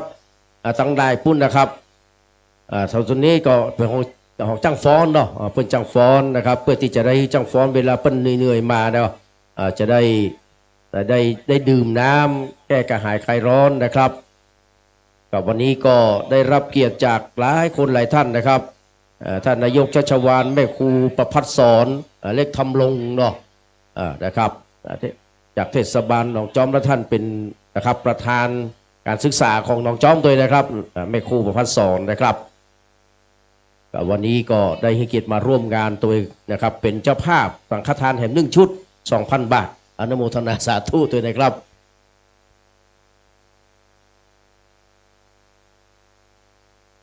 นี่เป็นกองสะบัดใจเนาะนะครับกับมีหลายที่หลายต่างหลายคนหลายท่านนะครับโอ้กับหางมีปุ้นนะครับนะครับ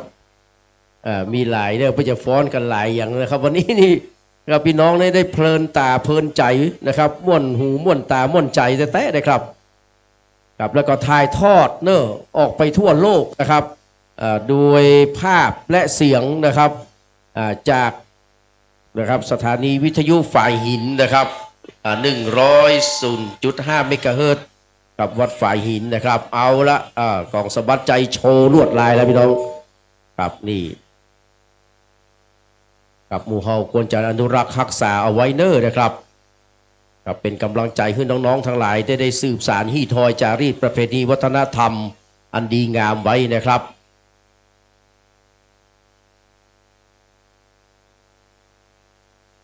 งานอย่างนี้ต้องโชว์แบบนี้นะครับขอบคุณเจ้าหน้าที่นะครับทุกคนทุกท่านเทศบาลเฮานะครับที่ได้มาต้อนรับนะครับได้มาใส่ชุดนะครับไปตั้งขบวนมาตั้งแต่นะครับรีเจนต์2นะครับจนเก็บใกล้ถึงวัดแล้วครับตอนนี้นะครับพี่น้องพอลวดลายของลูกหลานของหมู่เฮานี่นะครับเป็นสิ่งที่น่าภาคภูมิใจเป็นอย่างยิ่งนะครับภาพสิ่งเหล่านี้นี่ปรากฏจดเจือเนื้อตกออกใต้นะครับไปทั่วโลกแล้วก็นิ้วทองเพื่อนก็นะครับนิ้วทองฟิงเกอร์นี่นะเพื่อนกับถ่ายทอดนะครับออกเฟซบุ๊กเนี่ยก็ไปทั่วโลกเช่นเดียวกันนะครับกับหมู่เฮาสันทรายสันขยอมนี่ดังไปทั่วโลกเขาตอนนี้นะครับกับ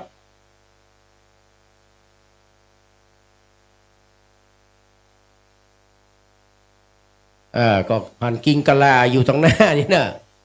ฟ้อนนางนกหรือว่านางนกกิงกะลานะครับของพี่น้องไตใหญ่พี่น้องไตนะครับก็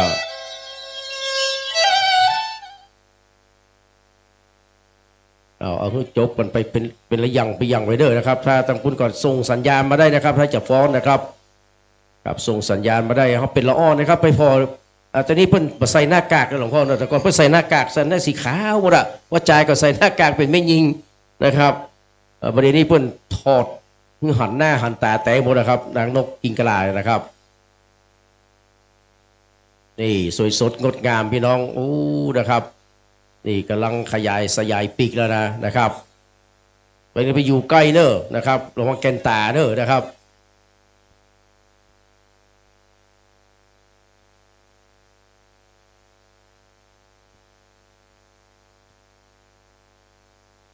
วาดลวดลายแล้วครับพี่น้องนะครับวันนี้นี่มีหลายอย่างหลายอันเทนเนอร์พี่น้องนะครับ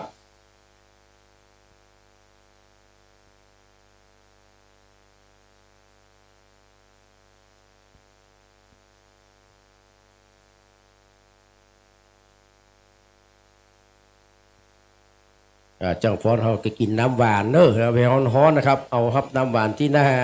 วิหารนี่ครับของพี่น้องศรัทธาชาวบ้านนะครับอยู่ข้างวิหารเพิกเพนะครับ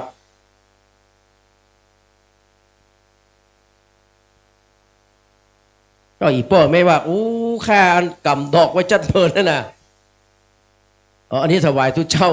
อันนี้ถวายทุเจ้าทางด้านนี้ถวายทุเจ้านะครับเป็นยังครับทุเจ้ามาแหมบุญกัน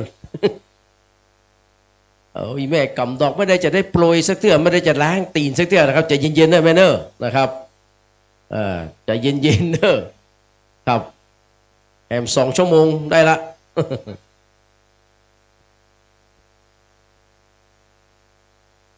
เนี่ยขณะนี้นกกิงกะลาของเขากำลังวาดลวดลายหมูกล้องซูมไปถึงกันนะมาถึงมันมีจังพูดแหมตรงหนึ่ง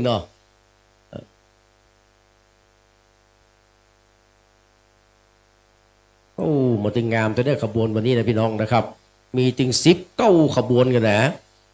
จัดลำดับมาใน19 ขบวนกันพี่น้องนะครับที่ผ่านไปแล้วกับหลายขบวนแล้วนะครับยังเหลืออยู่นะครับ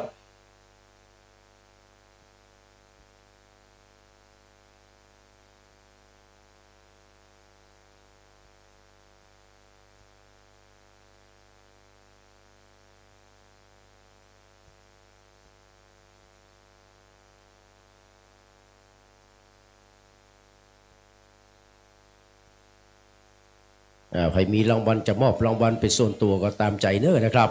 ตามจิตเจตนาพี่น้องแต่เพื่อนมาถวายเป็น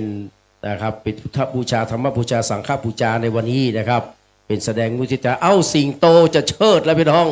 นี่โตมาแล้วมันต้องมาพร้อมกับนกกินกะลานะครับ โตนี่นะพนฮ้องว่า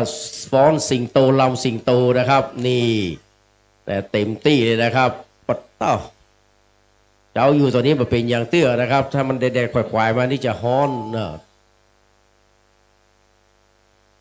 นี่ครับเป็นการแสดงของพี่น้องเจ้าไตเนาะนะครับ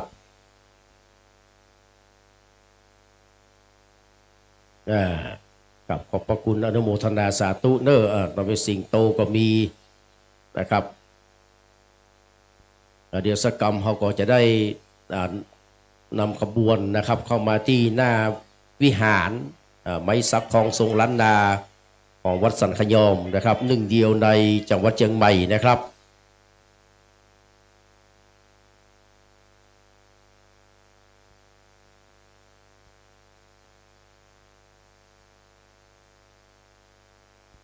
เรียบร้อยได้รับรางวัลไปแล้วเนอะนะครับ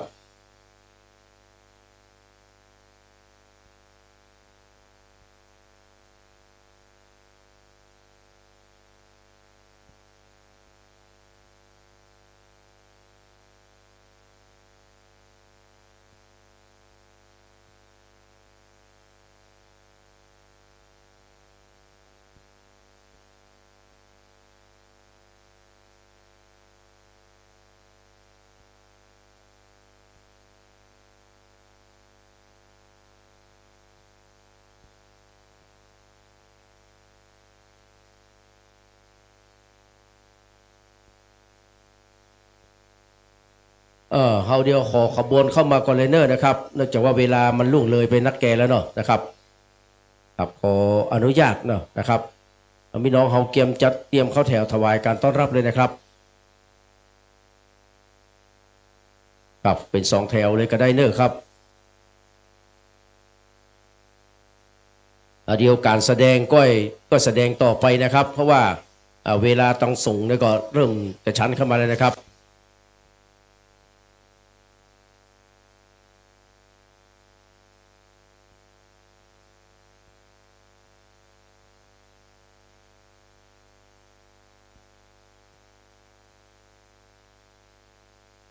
กับกระบวนของท่านพระครูเข้ามาก่อนเนอร์นะครับ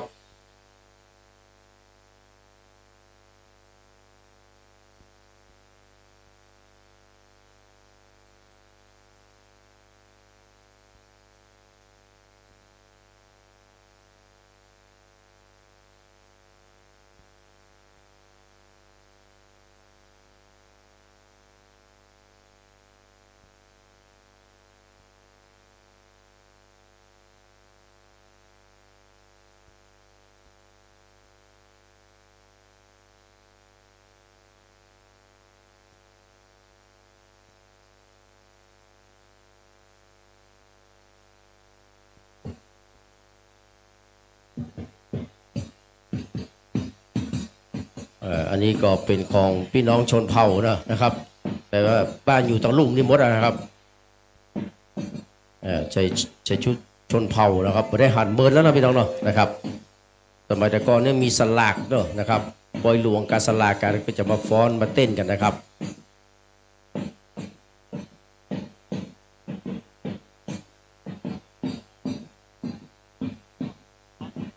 ก็ยังคันขวัญดอกอยู่นะครับ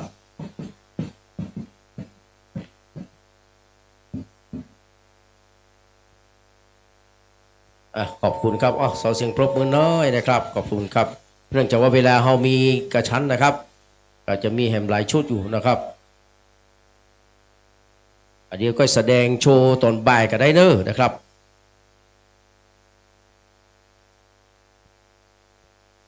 ฟ้อนแม่ระมิงแหม1 ชุดนะครับ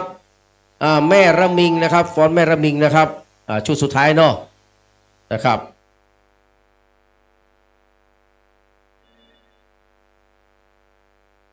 ส่งสัญญาณมาเด้อครับเพื่อจะได้เปิดนี่ถูกนะครับฟ้อนขันดอกฟ้อนขันดอกก่อนนะครับ3 ชุดเอาเสียงเพลงมาเลยครับเปิดเพลงครับฟ้อนขันดอกนะครับครับขอเสียงดนตรีเลยนะครับ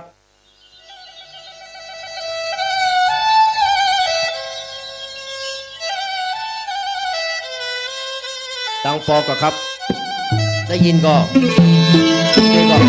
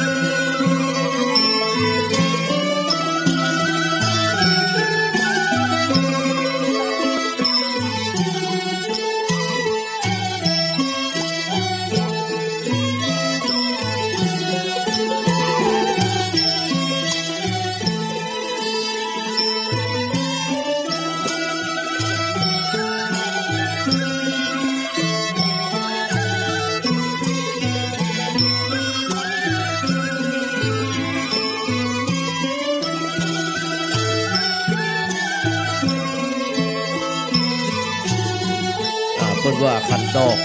นะครับขันดอกมี2คณะเด้อนะครับเปิดเพลงต่อกันไปเลยครับอันนี้ขันดอกหนองจอมเนาะนะครับเดี๋ยวมีแหมขันดอกเด้อครับเปลี่ยนเพลงต่อกันเลยครับเพลงต่อกันเลยเด้อนะครับ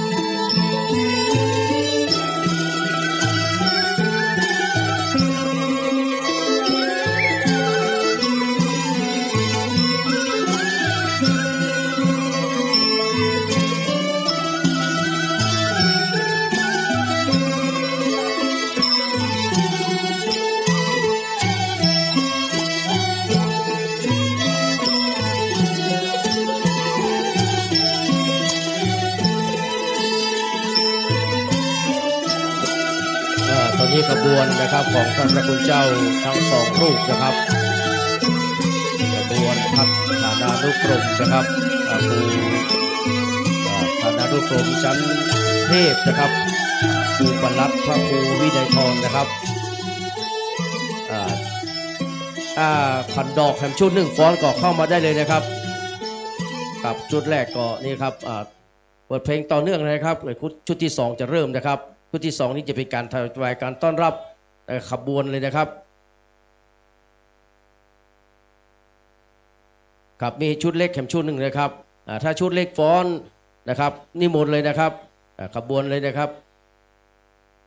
ครับเอาดนตรีมาเลยครับ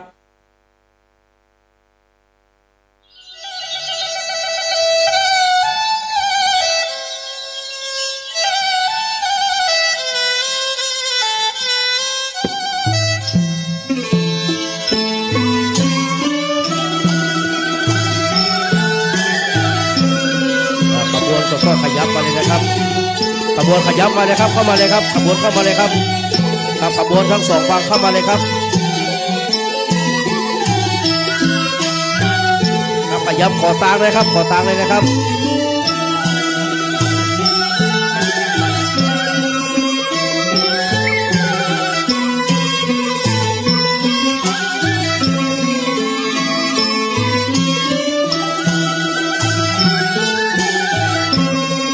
เข้ามาเลยครับก็ขยับเข้ามาเลยนะครับ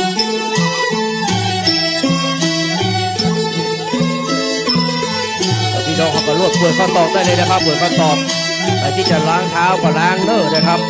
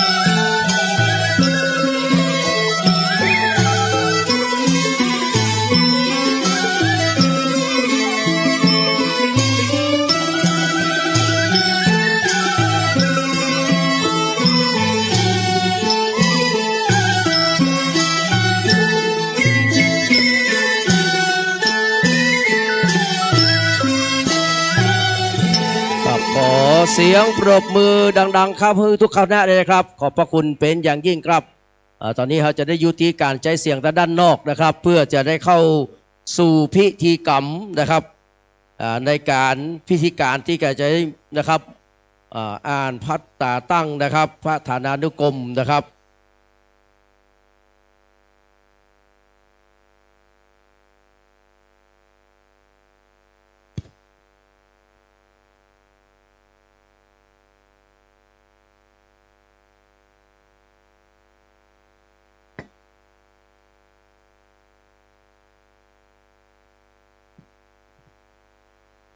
กับกราบนมัสการนะครับท่านพระคุณเจ้าพระเดชพระคุณหลวงพ่อท่านเจ้าคุณพระเทพ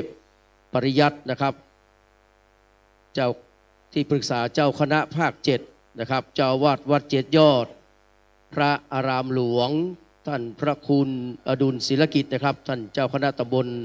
หายาเขต1วัดธาตุคำและพระมหาเถรานุเถระพระภิกษุสามเณรที่เคารพนบนอบทุกรูปนะครับเรียนท่านพันตำรวจโทธเนศวิบูลย์เกียรตินะครับท่านรองผู้กำกับการสถานีตำรวจภูธรสันทรายนะครับ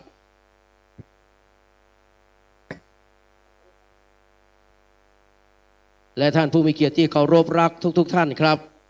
กับจากนี้ไปนะครับจะได้เข้าสู่พิธีนะครับสมโภชตาตั้งพัฒนานุกรมพระราชาคณะชั้นเทพนะครับกับจากนี้ไปนะครับกระผมขอกราบอาราธนานะครับพระเดชพระคุณหลวงพ่อพระเทพปริยัตินะครับที่ปรึกษาเจ้าคณะภาค7วัดเจ็ดยอดพระอารามหลวงได้เป็นประธานจุดธูปเทียนบูชาพระรัตนตรัยและนำไหว้พระเป็นลำดับต่อไปนะครับกราบอาราธนาด้วยความเคารพครับ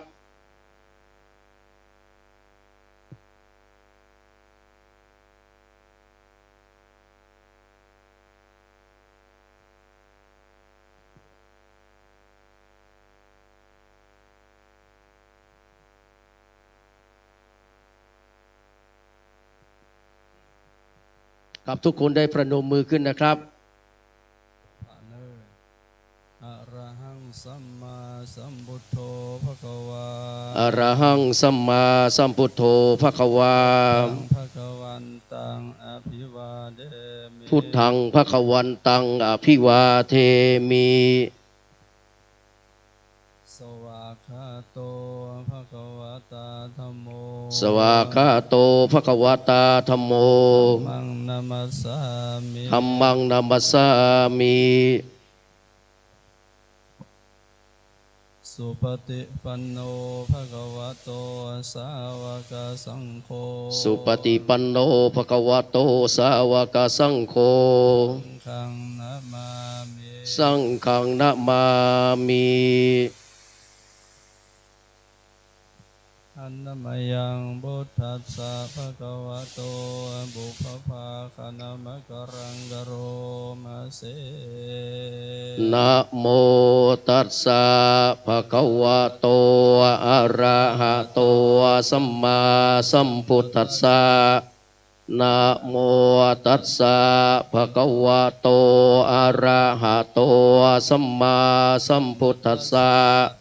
นะโมตัสสะภะคะวะโตอะระหะโตสัมมาสัมพุทธัสสะกับกราบนมัสการขอบพระคุณในเมตตาธรรมของท่านพระคุณเจ้านะครับท่านพระเดชพระคุณหลวงพ่อท่านเจ้าคุณพระเทพปริยัตินะครับที่ปรึกษาเจ้าคณะภาค7วัดเจ็ดยอดพระอารามหลวงนะครับเดี๋ยวท่านจะได้นั่งนะครับที่ประธานสงฆ์นะครับจากนี้ไปนะครับ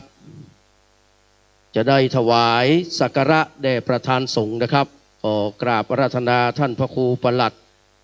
นะครับกิติพงศ์กิติโสพโนด็อกเตอร์นะครับเขาน้อมถวายสักการะแด่พระเดชพระคุณหลวงพ่อพระเทพปริยัตินะครับ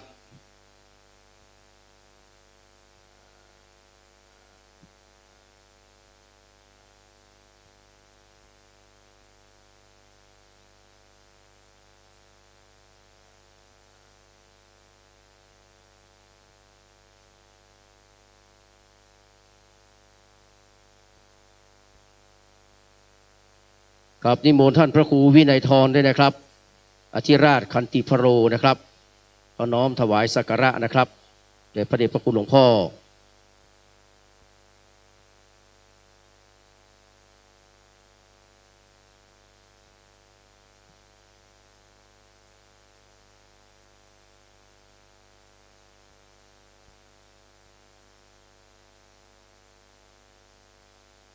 ครับจากนั้นท่านพระคุณเจ้าทั้งสองรูปจะได้กลับมานั่งที่รับรองเดิมนะครับ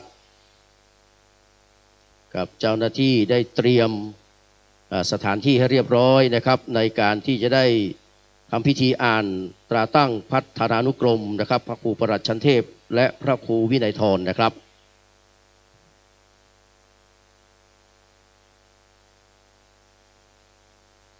กับจากนี้ไปนะครับกระผมขอได้รับเกียรติจากนะครับพันตำรวจโทธเนศวิบูลย์เกียรตินะครับท่านรองผู้กำกับการสถานีตำรวจภูธรสันทรายนะครับได้ให้เกียรติอ่านตราตั้งฐานานุกรมพระครูประหลัดชั้นเทพและพระครูวินัยธรขอเรียนเชิญครับ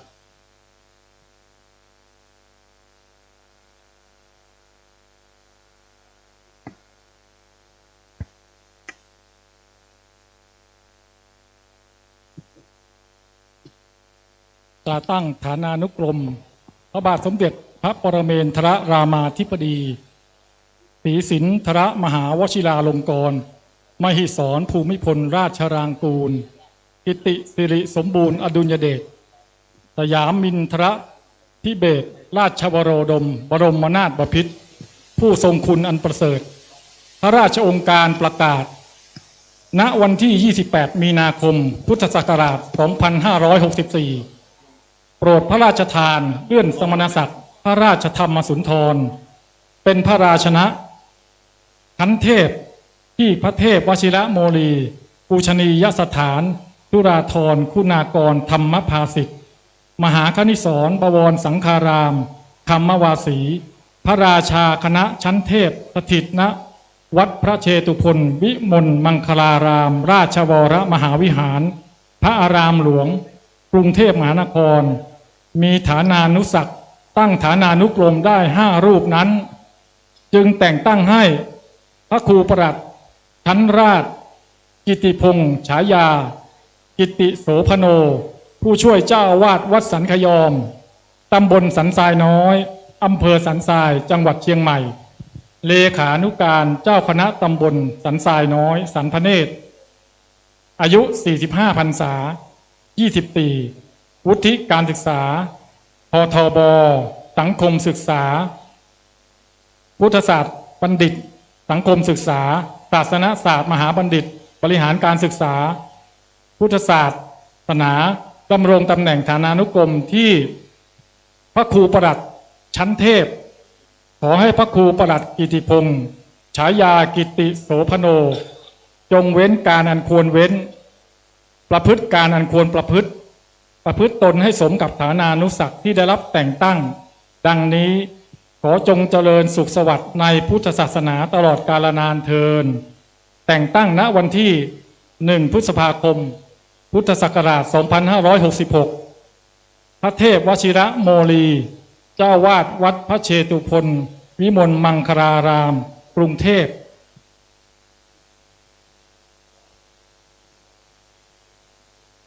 ตาแต่งตั้งฐานานุกรมพระบาทสมเด็จพระปรเมนทรรามาธิบดี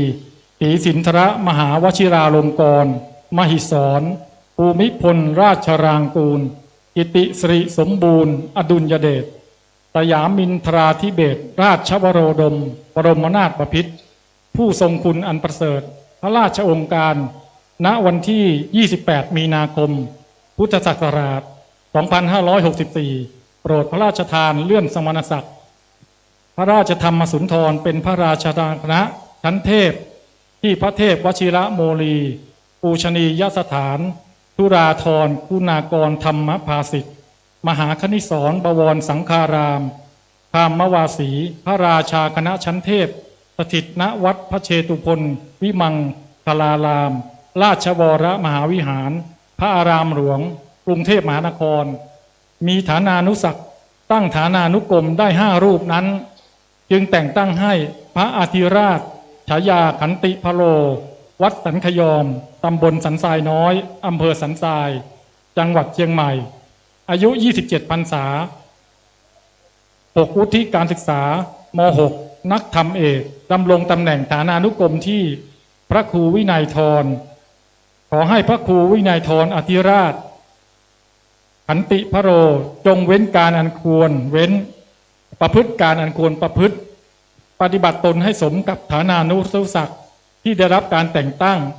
ดังนี้ข ขอจงเจริญสุขสวัสดิ์ในพระพุทธศาสนาตลอดอาการละนานเทินแต่งตั้งณวันที่1 พฤษภาคม พุทธศักราช 2566 พระเทพวชิระโมลี ผู้ช่วยเจ้าอาวาสวัดพระเชตุพนวิมลมังคลารามกรุงเทพ กับขอบพระคุณท่านพันตำรวจโทธเนศวิบูลย์เกียรตินะครับที่ได้ให้เกียรติกับอ่านตาตั้งครับขอกราบอาราธนาท่านพระคุณเจ้าทั้งสองรูปนะครับพระครูปราชกิติพงศ์และก็ท่านพระครูวินัยธรนะครับได้เข้ารับพัดตาตั้งนะครับจากพระเดชพระคุณหลวงพ่อ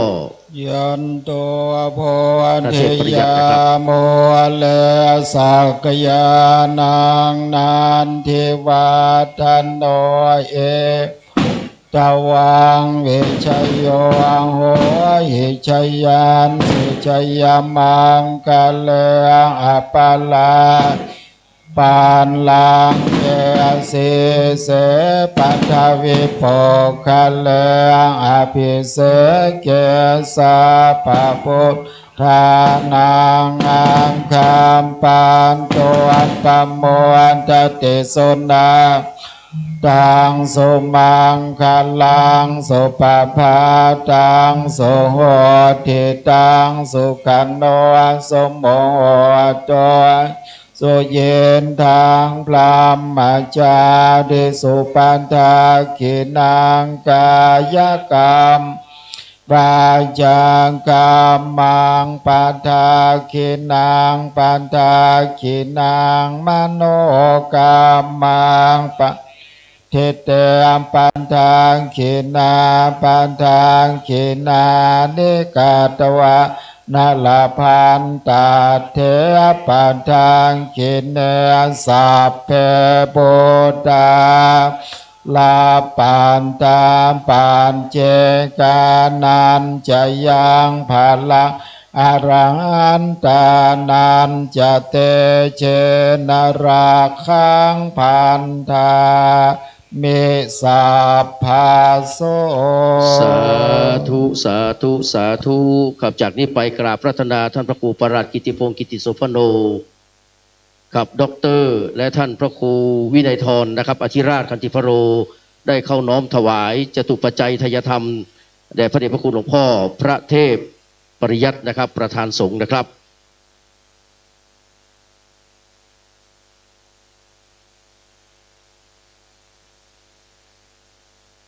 ครับจากนั้นผมขอนะครับกราบเรียนเชิญท่านพันตำรวจเอกสราวุธจันมโนครับผู้กำกับการสถานีตำรวจภูธรสันทรายได้เข้าน้อมถวายท่านพระคุณเจ้านะครับท่านพระครูอดุลศิลกิจนะครับเจ้าคณะตำบลหายาวัดธาตุคำ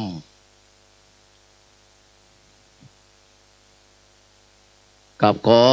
เรียนเชิญนะครับท่านนายกชัชวาลเล็กธรรมรงค์นะครับพร้อมกับคุณแม่ครูประภัสสรเล็กธรรมรงค์นะครับเข้าน้อมถวายรูปที่2นะครับของพระครูวิสิทธิธรรมกรนะครับและก็ขอเรียนเชิญแม่ชีพจนาพรวิศรีวรพัฒน์เข้าน้อมถวายรูปที่3นะครับสายไว้3รูปนี้ก่อนนะครับครับเข้าถวายเลยครับ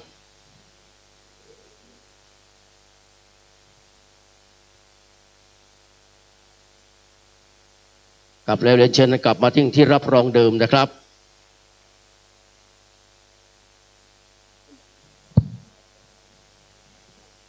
กลับจากนี้ไปพระเดชพระคุณหลวงพ่อนะครับท่านเจ้าคุณพระเทพปริยัติที่ปรึกษาเจ้าคณะภาค7จะได้เมตตากล่าวสัมโมทนียคาถาและให้พรเป็นลำดับต่อไปนะครับขอโอกาสกับพระสงฆ์เถรานุเถระทุกๆรูปเชิญพรท่านพันตำรวจรองสารวัตรตำรวจอำเภอสันทรายและราชการผู้ใหญ่กำนันผู้ใหญ่บ้านญาติโยมสาธุชนทุกท่านวันนี้นับว่าเป็นวันมหามงคลนำเอาความปราบปลื้มปีติยินดีมาสู่วัดสันปยอมแถมครั้งหนึ่งซึ่งในโอกาสเป็นมงคลครั้งนี้นั้นท่านพระครูพระครูปราชกิติโสพโนได้รับแต่งตั้งเป็นครูปราชดังที่ทราบกัน และอีกรูปหนึ่งนั้นก็คือท่านพระครูบดีกาวิชาญไงวิทรครูวินัยธรวิราชขันติทโรได้รับสมณศักดิ์แต่งตั้งเป็นพระฐานานุกรมเช่นเดียวกันในพระมหาเถระที่เป็นเมตตาให้ทั้งสองรูปจากกรุงเทพมหานครนับเป็นความเมตตาอันสูงส่งยิ่งใหญ่ต่อพระสงฆ์ทั้งสองรูปของวัดสันพยองญาติโยมทั้งหลายกว่าจะถึงวันนี้นั้นท่านทั้งสองรูปนี้ต้องบำเพ็ญตนเองเป็นประโยชน์ต่อพระศาสนาสังคมในประเทศชาติบ้านเมืองมาโดยตามลำดับทั้งส่วนตัวทั้งส่วนราชการทั้งส่วนบ้านเมืองโดยรวมคือได้ปฏิบัติศาสนกิจทุกอย่างที่ได้รับมอบหมายเป็นเลขาบ้างเป็นประธานองค์กรหลายอย่างเพราะนั้นคุณงามความดีทั้งหลายทั้งปวงนี้จึงแตกดอกออกผลมาในครั้งปัจจุบันแล้วก็เป็นเหตุที่ได้รับผลในการที่ได้รับยกย่องเป็นพระสงฆ์ที่ควรแก่การพระศาสนาและก็ทั้งสองรูปนี้เป็นที่หวังของคณะสงฆ์และศรัทธาญาติโยมทั้งหลายว่าท่านจะได้ต่อยอดในการบำเพ็ญสมณสัมบำเพ็ญกิจศาสนกิจต่อไปเพื่อให้วัดสันพยอมเขาเจริญรุ่งเรืองเหมือนในอดีตที่ท่านเจ้าวาดในอดีตท่านได้สั่งส่งขึ้นมาแล้วก็ทั้งสองนี้พระสองรูปนี้ท่านเป็นผู้สร้างมาด้วยมือของท่านเองก็สมแล้วที่ท่านได้สร้างลูกศิษย์โลหะไว้เป็นนอนเนื้อเชื้อไขพระพุทธศาสนาคนเกี่ยวกันหมดนะเป็นอย่างยิ่งนั้นในโอกาสอันน้อยนิดนี้มาขอตั้งกัลยาณจิตอธิษฐานรัตนาคุณพระศรีรัตนตรัยคุณบารมีพระพุทธเจ้าพระธรรมพระสงฆ์และคุณครูบาอาจารย์เจ้าทั้งหลายที่ดำรงสมณธรรมอยู่ในปัจจุบันตลอดถึงสิ่งที่เราเคารพนับถือในวัดสันขยอมนี้จงประมวลมาเป็นตบะเดชะเป็นพระวะปัจจัยโดนบันดาลพิบาลคุ้มครองท่านพระครูปรัตติติพงศ์พร้อมท่านพระครูวดิกา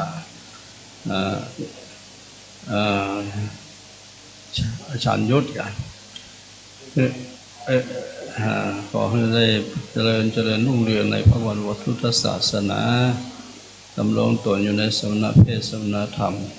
ตลอดปีรัชกาลตลอดที่ยิ่งขึ้นไปด้วยเถิดสาธุสาธุสาธุต้องขออภัย รีบร้อนไปหน่อยเพราะว่าจะได้ไปเมืองเป้าอยู่งานพระราชทานศพสมเด็จตั้งคำถามเลยยะถาวาลิวหาปุลาปาริปุเรนติสังขรังเอวะเมวะอิโตตินังเปตานังอุปกัปปติอิจิตังปฏิตังตุมหังฉิปะเมวะสมิจฉตุสัพเพปุเรนตุสังกัปปาจันโทปนรโสยะถามณิโชติระโสยะถาติโยเววันชันโตสัมภัลโลอังโคอังเวนานานเตอัมภวันวันตารายโยสุขิขายุโกอัมภวะอภิวันทันนังเสเดนสันเดนจังโมตาปัจจายโนตาโรอันธรรมวันทันติอายุวันโนสุขังภาลังเตอาทาลันทาสุขิตาวิรุณาปุตสาสันเดงอาตรงคาสุขิตาโหนทัสสังอาสามเพยิยาติภิภวตุสาปมังกาลัง ขันตุสาภเทวตาสัพพพุทธานุภาเวนัสสันตาโสติตุเตมภวันตุสัพพมังคลังลังขันตุสัพพเทวตาสัพพธัมมาเวนัสสันทาโสติภวันตุเตมภวันตุสัพพมังคลังลาคันตุสัพวัฏฏาสัพพสังฆานุภาเวนัสสันทาโสติภวันตุเต สาธุสาธุสาธุวันตาน้อยหลวงพ่อเนอวันตา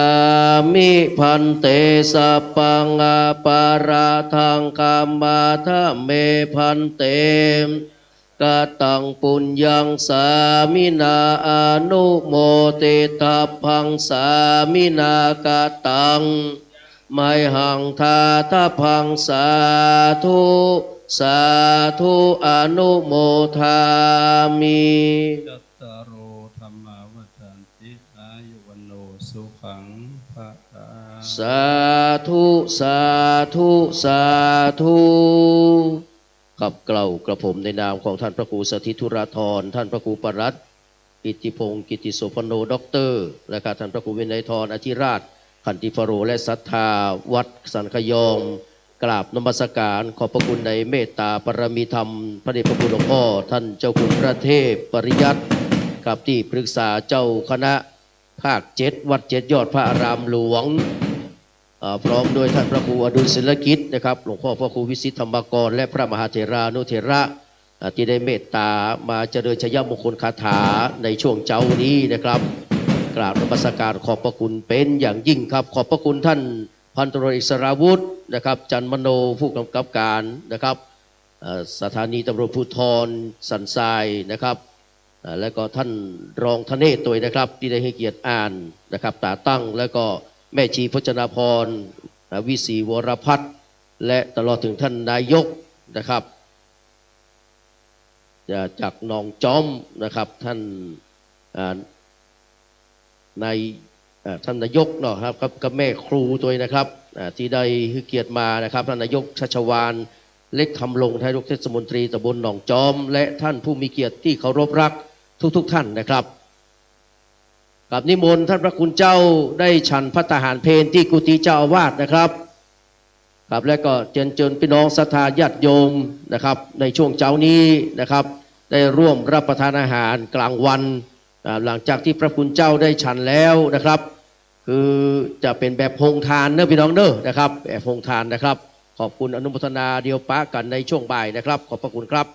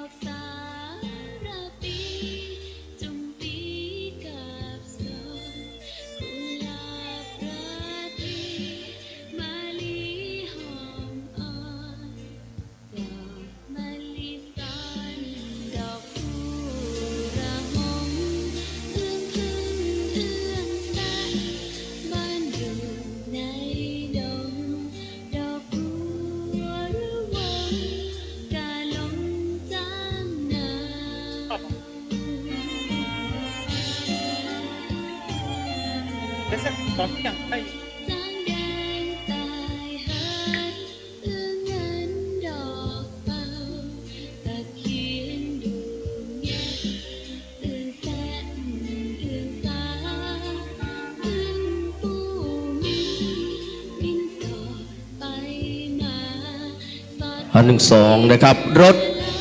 กับ1นหนูงองู8519กรุงเทพมหานครนะครับ1นหนูงองู8519กรุงเทพมหานครกรุณาย้ายรถนะครับเพราะว่ารถเพิ่งจะออกเนาะรถตั้งหลังจะออกนะครับกราบขอบพระคุณครับ